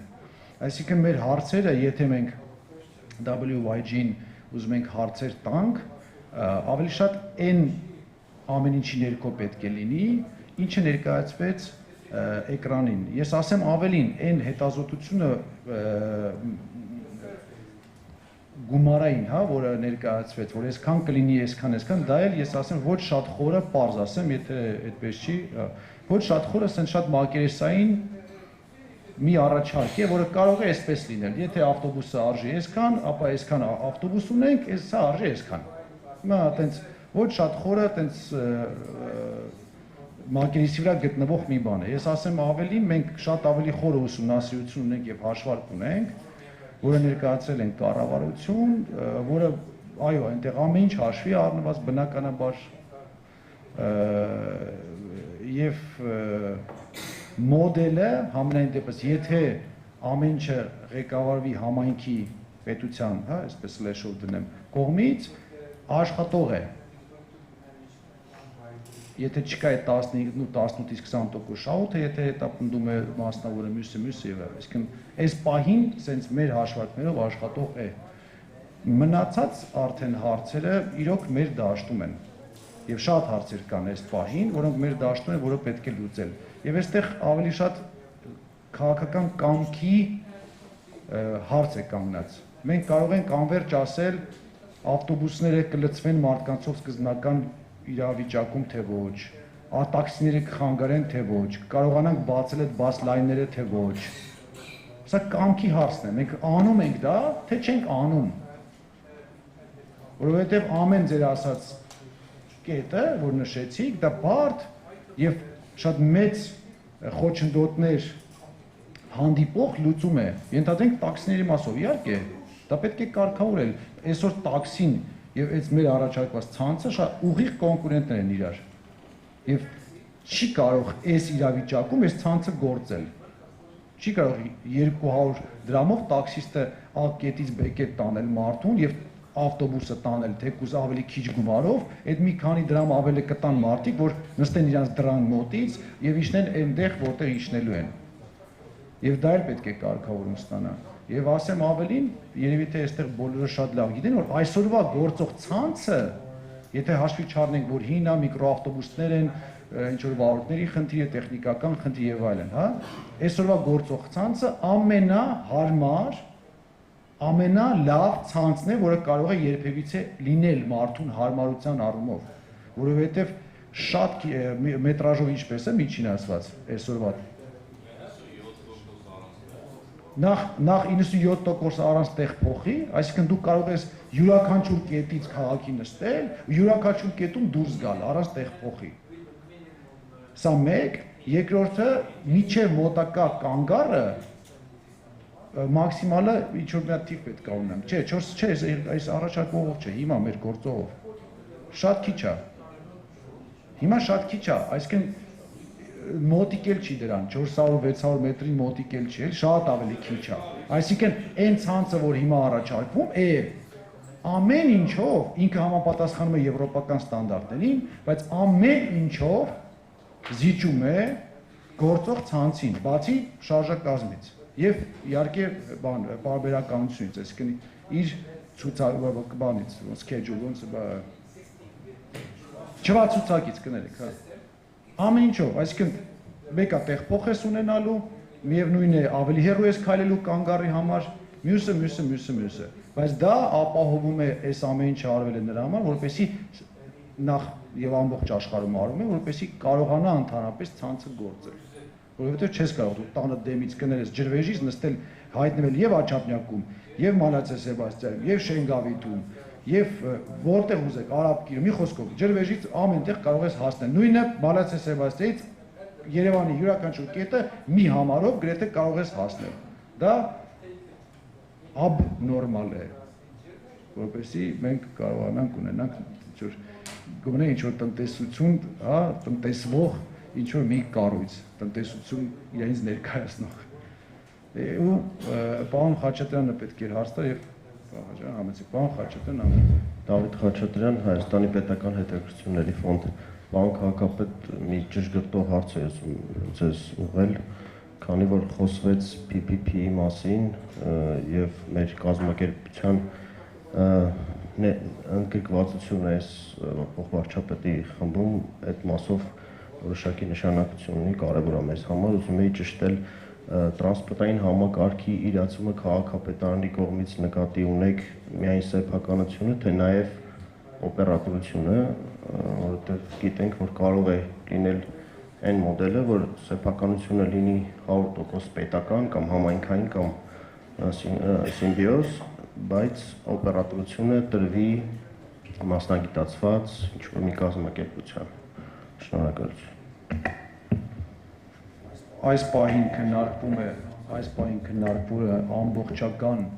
գործառույթը, որ իրականացնի քաղաքապետարանը, այսինքն մենք բոլոր մեր ներուժերը, եթե դրա համար պետք լինի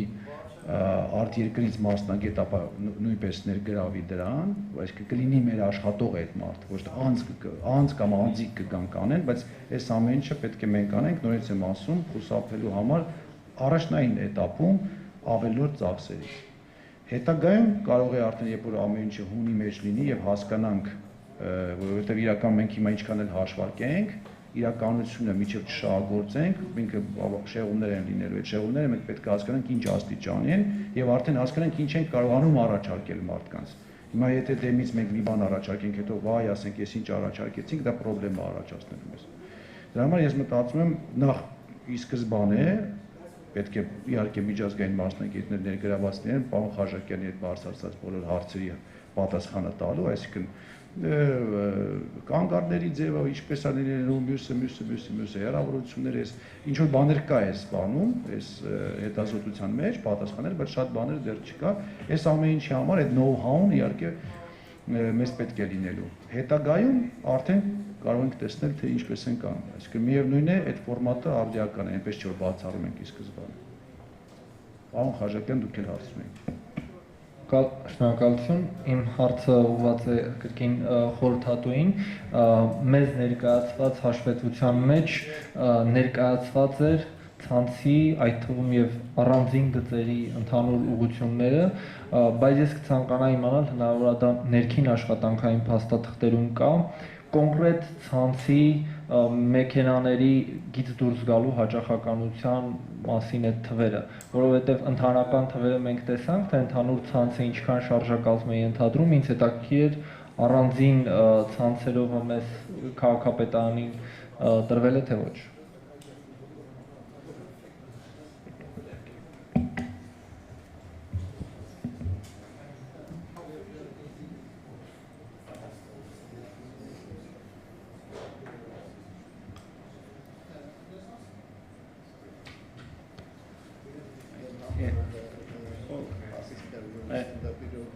All of the frequencies are listed within the report, and these are based on the model outputs indicating passenger flows. For variations of the frequency throughout the day, we looked at the profile of boardings and alightings from the survey. And so we've applied some frequency adjustments throughout the day, but the average hour that was modelled was taken as the 100% value, which is the main frequencies that are listed.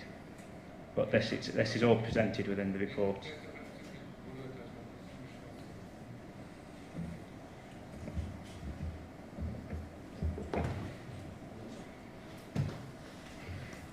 Բարևձեզ, նախ ներկայանամ, Արտուր Գրիգորյան, փոխվարչապետի օգնականն եմ։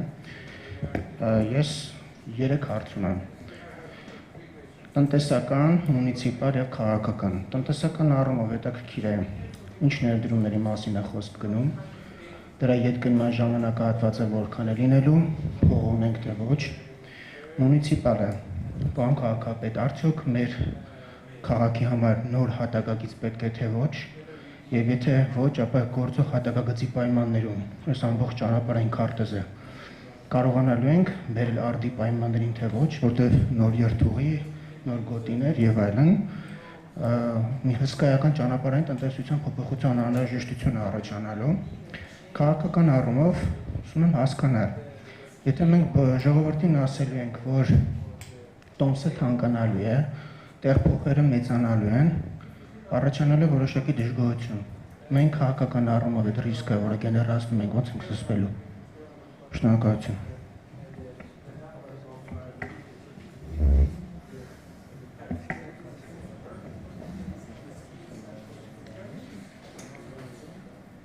Շնորհակալություն։ Վերջի հարցը իհարկե ոնց որ կուսակցության ժողովի բան, այդպես ավելի շատ հարց է, հա, կուսակցական առումով, դա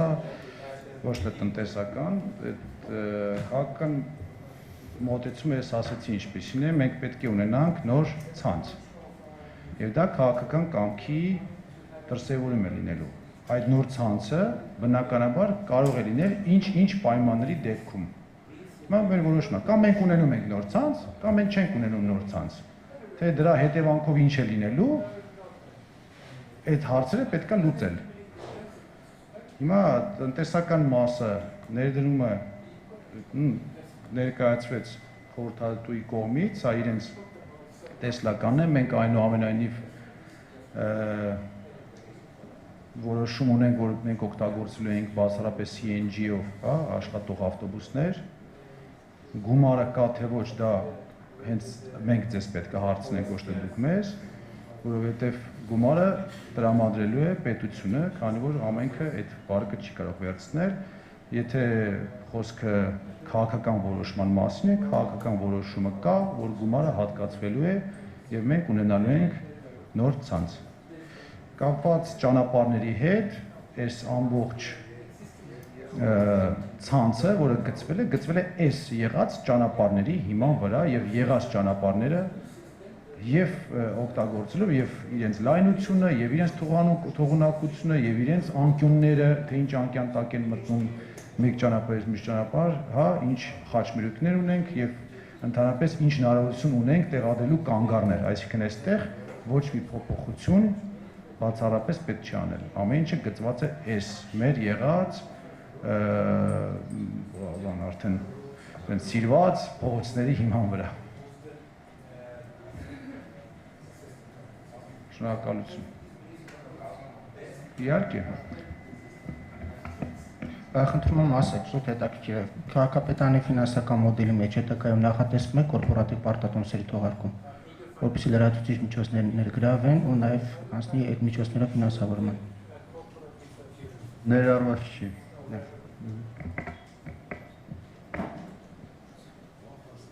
Հարցունեիք չէ, ով հարցուներ Ժողովուրդ ջան, ես ձեռք էինք բարձրացրել համեցի, բայց դուք ավելի շուտ չէ, կներեք, ու եւ ձեզ խոսքը կտամ, կներեք ազգանուններով չեմ կարող դիմել։ Դասած ոնց որ թե պատասխանեցին հարցերին, բայց մի փորձ հարց տամ ձեր խոսքից ելնելով։ Դուք ասեցիք այսօրվա տրանսպորտը շատ ավելի հարմար է, քան մենք նախատեսում ենք ստեղծել։ Ավելի լավ ցանցը, ավելի լավ չի գումարները մենք դնենք, ինչ որ նոր տրանսպորտային միջոցներ առնենք եւ օգտագործենք այն ինչ որ գոյություն ունի։ Դա երևի ավելի հարմար է, բայց չնայած այդ ժամանակակից մեթոդներին ավելի կողմնակից են, որտեղ Հայաստան, Երևանը աճում է եւ պետք է լինի եվրոպական տիպի քաղաք։ Մեկ էլ այս մեկ հարցը եւ մի հարցեր ընթացիկ, քանի որ վարորդները կազմում են 21%, հա, ընդհանուր ծախսերի։ Ես աշխատավարձը, ես այնց հաշվեցի աշխատանքային ժամը, որ իրանք աշխատում են, դա 17 ժամ է։ Ճիշտ անցած մի քիչ չհասկացա ոնց է կազմակերպել, այսինքն մի ժամ ընդեղ ազատ է լինելու վարորդը, թե դա ընդմիջումն է մտնում իր մոտ, եւ ինչի միջև ժամը 23:45, հատկապես շաբաթ եւ կիրակի օրերը։ Շնորհակալություն։ Հանրային խորհուրդներից ներկայացնում եմ մոռացա ներկայանալ։ Ուրցուն հարցի համար պարոն Սարգսյանը կպատասխանի։ Ուրեմն ինչ վերաբերվում է գործող տրանսպորտային երթուղում փոփոխություն անելու, գիտեք, տնտեսական իմաստով ինքը նպատակահարմար չի, եւ բացի դրանից ես դες կարող եմ բերել մի օրինակ, այսօրվա տրանսպորտային ցանցը տարեկան 250 միլիոն կիլոմետր վազք է տարեկան իրականացնում, իսկ նոր երթուղային ցանցով դա լինելու է 57 միլիոն կիլոմետր։ Ու մենք դրա հաշվին ունենալու ենք արտանետումների բավականին ցածր մակարդակ Երևանում, որը միևնույն ժամանակ մեզ հնարավորություն է տալիս, որ միևնույն ուղով մի քանի տրանսպորտային միջոցներ անցնելու փոխարեն անցնի մի տրանսպորտային միջոց, հա, եւ որը որ նաեւ խցանումները ինչ որտեղ կարող է նվազեցնել։ Այդ է պատճառը, որ նաև այդ է պատճառը, որ ընտրվել են այդ մոտեցումը, միևնույն ժամանակ այս պայդրությամբ ունենք 950 հատ գազել եւ 400 հատ ընդհանուր առմամբ ավտոբուսներ, այսինքն 1400-1300 միավոր տրանսպորտային միջոցի փոփոխությունը կապիտալ ներդրումների տեսակետից էլ ավելի թանկ կլինեն, քան մենք այս ամբողջ տրանսպորտային ցանցը իրականացնել ենք 820 միավոր ավտոմեքենաների միջոցով։ Եվ պլյուս այդտեղ ինչպես հաշվետվության մեջ նշված էր 15% ռեզերվ պետք է լինի, որ հնարավորության խափանումների դեպքում հնարավոր լինի փոփոխություն իրականացնել։ Մյուս հարցը վերաբերվում էր, կներեք, վարորդներին, այո, 17 ժամ էր նախատեսված, եթե 8 ժամվա ռեժիմով ենք հաշվարկում, ապա վարորդներին վճարումը իրականացնել է ժամավճարով, հա, այսինքն մի վարորդ, հա, քանի որ 6:45-ից 23:45 ընկած տարբեր ժամանակահատվածներում ավտոբուսների հաճախականությունը տարբեր է, հա, եւ կլինեն ինչ որ ժամանակահատվածներ, որտեղ ավտոմեքենաների քանակը ավելի շատ կլինի, այնուհետեւ կնվազի, այնուհետեւ շատ կլինի, կնվազի եւ վարորդներին վճարումը կատարվում է ըստ կատարված ժամերի, իրենց վարած ժամերի համապատասխան։ Եվ փոփոխություն հնարավոր կլինի փոփոխություն իրականացնել, իսկ ինչ ընտրվել է 6:45-ից 23:45, պարզապես այդ մոդելի շրջանակներում են նայել եւ պետք է բոլորս ընդունենք այն փաստը, որ սա կայուն վիճակ չէ եւ անընդհատ քանի որ քաղաքը զարգանում է եւ փոփոխություններ են տեղի ունենում, ապա մեր մոդելը միևնույն ժամանակ պետք է փոփոխվի։ Մենք չենք կարող այս մոդելը ներդնենք եւ աշխատել։ Ես վստահ եմ, այս մոդելը ներդնելուց երկրորդ օրը կամ 5-րդ օրը մենք ելի ինչ-որ ուղեգծեր փոփոխության ենք ենթարկելու, քանի որ թղթի վրա ամեն ինչ մի փոքր իդեալական, բայց իրական կյանքում ինքը շեղումներ է տալի։ Ես կարծում եմ, որ մոդելը ներդնելուց հետո, եթե հասկանանք, որ մեզ անհրաժեշտություն կա, որ 23-45-ից փոխարեն օրինակ աշխատել մինչև 12-45, հա, կարող ենք այդ փոփոխությունը իրականացնել, ոչ մի սահմանափակում չկա։ Շնորհակալություն։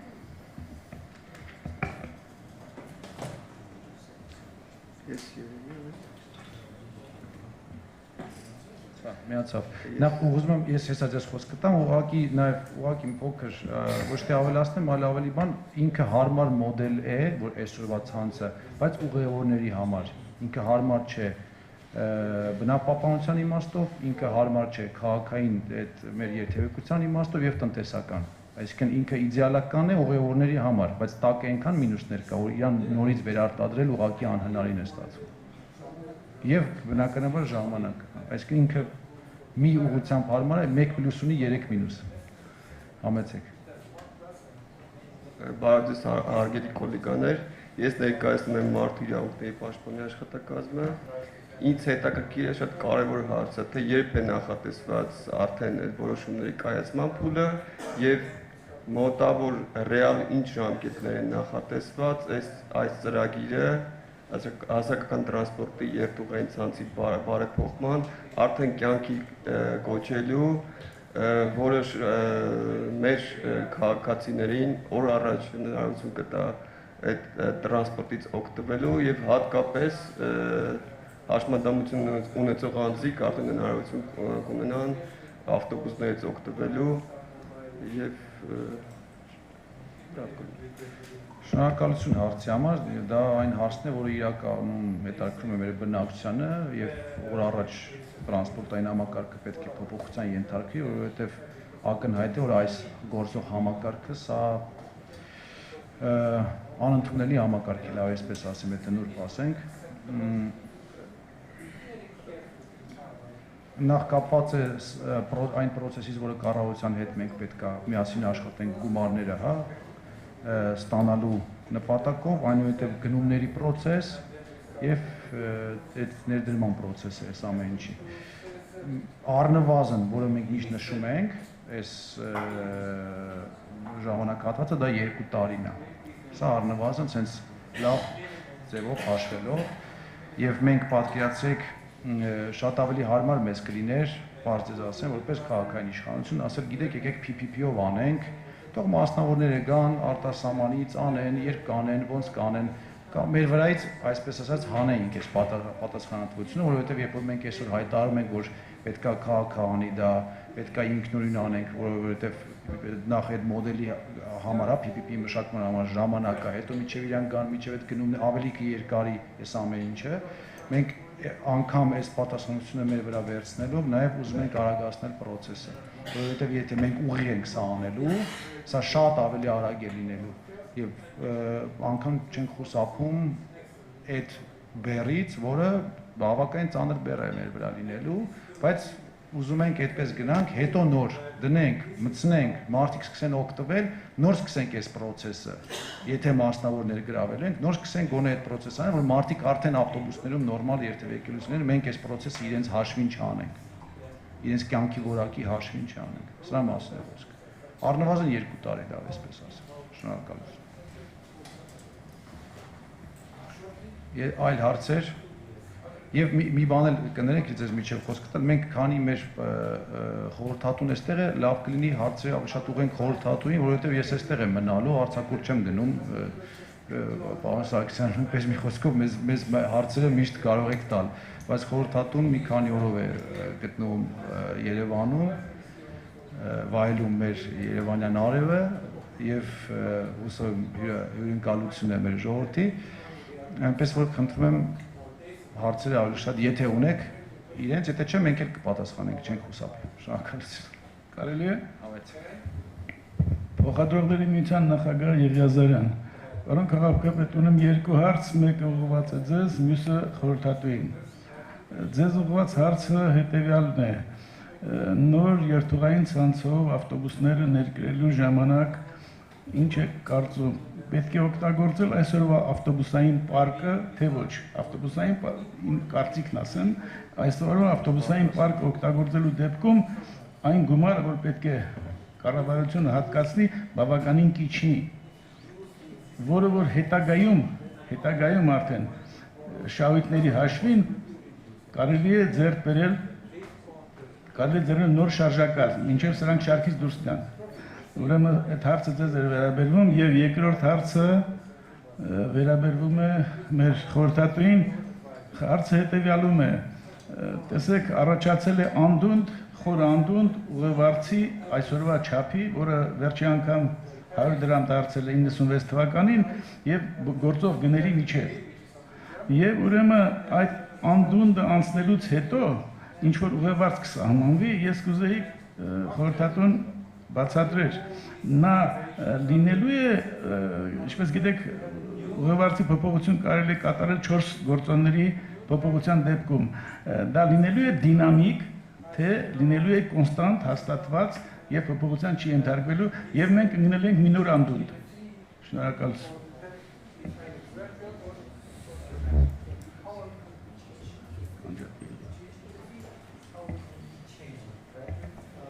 Ես առաջինի պատրաստ, ես մտածում եի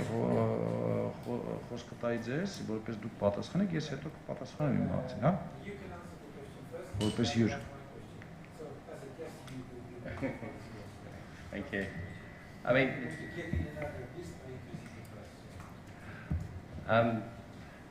it's easier for me to answer the first question, really, in terms of the use of existing vehicles. And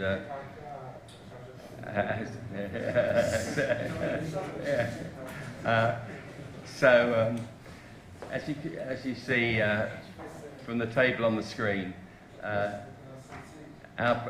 our assessment was that there were 283 serviceable vehicles in the fleet. I say was, that's probably about a year ago. The intention was to reduce the capital costs by utilising those for their remaining useful life, and they would then be in the first tranche of vehicles to be replaced. I think the issue of tariffs is something that's really fixing a tariff isn't really within our remit. We can make recommendations, but and we can suggest the financial implications of setting tariffs at different levels, but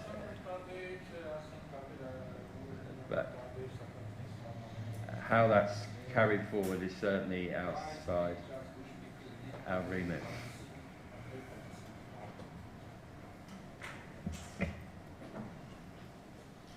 Ես նաև ուղղակի պատասխանելով մեր պատկերացումը, հա, եղած տրանսպորտի օգտագործման, նախ եղած տրանսպորտամիջոցներից, այն ավտոբուսներից, որոնք մենք ունենք Երևանում, միկրոավտոբուսների մասին բնականաբար չենք խոսում, ավտոբուսային պարկը, որը մենք ունենք, սա 249 հայգեր ավտոբուսներ են, որոնք արդեն, պարոն Թարփուշյան, եթե չեմ 8 տարեկան են, չէ՞։ Հա, այսինքն մենք պատկերացնում ենք, որ մենք գնելու ենք ամբողջովին այն շարժակազմը, որը պետք է այս ցանցը շահագործելու համար, եւ 15% պահեստային է, որը պետք է նույնպես գնվի, դա չենք գնի եւ որպես պահեստային կօգտագործենք մեր եղածները։ Այսինքն այս մեր էկոնոմիան կլինի այս 15% պահեստայինների վրա, այսինքն գործողը կլինի ամբողջովին նոր, եւ եթե ինչ-որ խնդիրներ է կամ ժամանակավոր 1-2 օրով կանգնում է, հա, ինչ-որ վերանորոգման համար, պահեստայինը մտնում է։ մտնում է մեր եղածը, սա մեր պատկերացումն է։ Սակագնի հետ կապված էլ մենք այստեղ պետք է հասկանանք, որ ամենակարևոր կոմպոնենտը այս ամեն ինչի մեջ, որ մենք առաջարկում ենք մեր քաղաքացիներին փոփոխված տրանսպորտ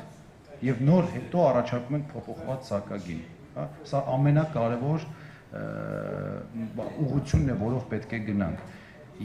Մեր հաշվարկներով, այն ինչ որ մենք հիմա պատկերացնում ենք, այդ փոփոխությունը սակագնի լինելու է ոչ էական, ինքը լինելու է, բայց լինելու է, այսինքն ինքը լինելու է տրամաբանական մարդկանց համար, որոնք կարողանան։ Ես եթե ենթենք 5 տարվա կտրվածքով դու մտնես մի տեսակի կարագ գնես խանութից, հետո 5 տարի չգնաս խանութ եւ մտնես նույն տեսակի կարագը գնեիր խանութից, չէ, եթե չեմ սխալվում, շատ է կոնկրետ, որովհետեւ իմ հետ այդպես պատահել է, էլի, ես տենց մի անգամ կարագ էի գնեմի 5 տարի առաջ, այս վերջերս էլի ինչ-որ տենց ստացվեց, որ ես պետք է այդ կարագը գնեի, շատ էի զարմացել, որովհետեւ իմ պատկերացմամբ լրիվ ուրիշ գին պետք է լինի, ես հիշում եմ 5 գինը եւ հասկացա, որ բավականին փոխվել է, բայց երբ հարցրեցի ինձ հետաքրքրեց, ասեցի, այս կարագի վաճառքը իջել է այս տարիների ընթացքում, ասեցին մի փոքր։ Այսինքն ինչի մասն է խոսքը, բայց նույն կարագն էր, նորացված, ինչ որ լավ կարագ չէր, նույն կարագը մարդիկ գնում էին նոր գնով։ Այսինքն եթե մենք առաջարկում ենք մարդկանց լրիվ նոր, հա, հիմնովին փոփոխված եւ լավ տրանսպորտային համակարգ, ինքը եթե անգամ մնար նույն գնով, ինքը նորմալ չէ լինի, մարդիկ կհասկացնեն, որ այստեղ մի բան չի, երևի վերջում այդ ավտոբուսը պետք է պայթի, հա, որովհետև տենց չի լինում։ Եվ մի փոքր գինը բարձրացնելուց շատ նորմալ ընդունվելու է բնակչության կողմից եւ կարծում եմ մեր հաշվարկներով եթե բարձրանա գինը, որովհետև կարող է եւ չբարձրանա, պետությունը փոխհատուցել, սա էլ է լուծման մի ձև։ Ինձ համար դա նույն լուծումն է, որովհետև մի գրպանից մյուս գրպանը, բայց հիմա դա նույնպես քաղաքական որոշման հարց է, բայց եթե անգամ բարձրանա, ինքը չի բարձրանալու շատ։ Հենց նրա հաշվին, որ լինելու են ավելի քիչ շարժակազմ, լինելու այդ փոխտեղերը, այդտեղ եկա բանի գազի մեր դեպքում, այդ CNG ենք օգտագործում գազի, էկոնոմիան եւ այլն, այս ամեն ինչը բերելու է նրան, որ մենք շատ չբարձրացնենք գինը։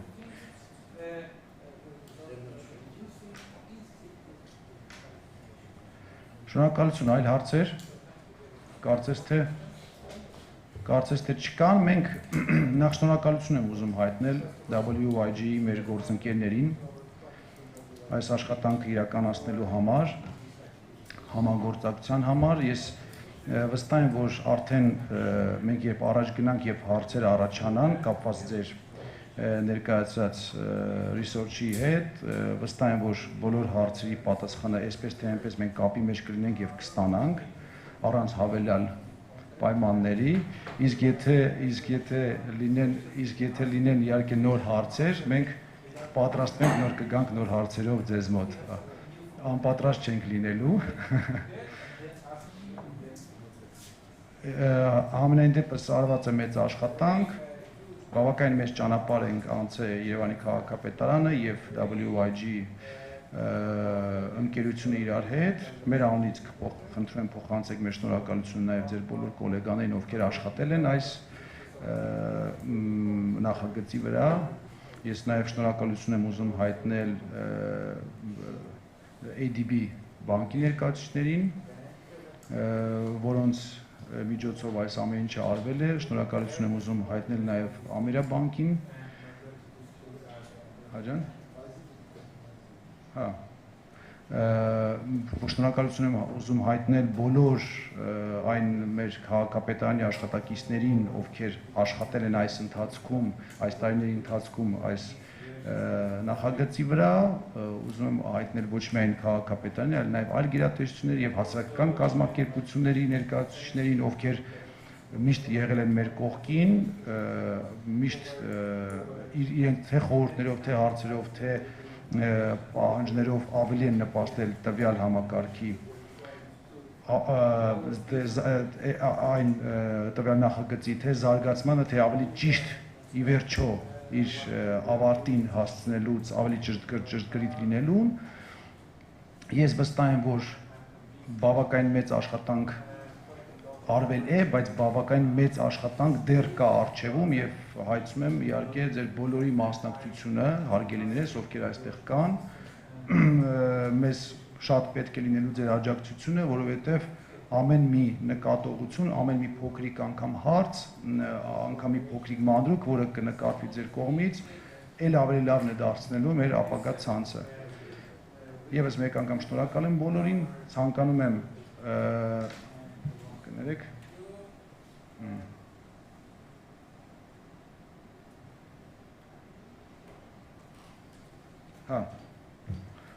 կներեք, ես ցանկանում եմ հատուկ շնորհակալություն հայտնեմ աշխատանքային խմբին, որը այս պահին պետք է շարունակի այս էստաֆետան վերցնի եւ շարունակի այս ամեն ինչը, կարծում եմ մեր կողմից մի փոքր ձեզ արագացնել ասեմ, անընդհատ անհանգստացնել ասեմ, անընդհատ ստիպել աշխատել ասեմ, բայց դա լինելու է եւ խնդրեմ այս ամեն ինչի վերաբերվեք որպես մեր Երևանի բնակիչներին օր առաջ այս ցանցը, այս տրանսպորտը, մեր նոր ցանցը տրամադրելու մի գործընթաց, որը խնդրեմ մոտենակ բացի աշխատանքային, ձեր ընդհանուր բանով, ձեր աշխատանքային ռիթմից դուրս, ուղղակի որպես նաև անձնական ներդնում, որպես քաղաքացի այս ամեն ինչին։ Այնպես որ հայցում եմ նույնպես նաև մեր աշխատանքային միջգերատեսչական այս աշխատանքային եւ ներսի աշխատանքային խմբերից շատ ավելի ակտիվ մասնակցություն, պարոն Սարգսյանի հետ մենք զրուցում էինք, ասեց որ գրաֆիկը մոտավորապես, չգիտեմ, 2 շաբաթը մեկ է սկզբից, ասիկ չէ, եկեք շաբաթը մեկ, հետո ասինք, հետո ասիկ իսկ չի լինի, շաբաթը 2 անգամ հանդիպենք, որովհետեւ չէ, իսկապես այս ամեն ինչը օր առաջ է մեզ պետք, ինչքան էլ մենք ասենց ասեմ, ինչքան էլ մենք նստենք, մտածենք, ինչ որ եւ այլն, բայց գործողությունները պետք է լինեն արագ, գործողությունները թե կառավարության հետ, թե բանկերի հետ, թե արդեն ի վերջո ներդրման հետ։ Շատ շնորհակալ եմ, ցանկանում եմ ձեզ լավ օր եւ լավ շաբաթ։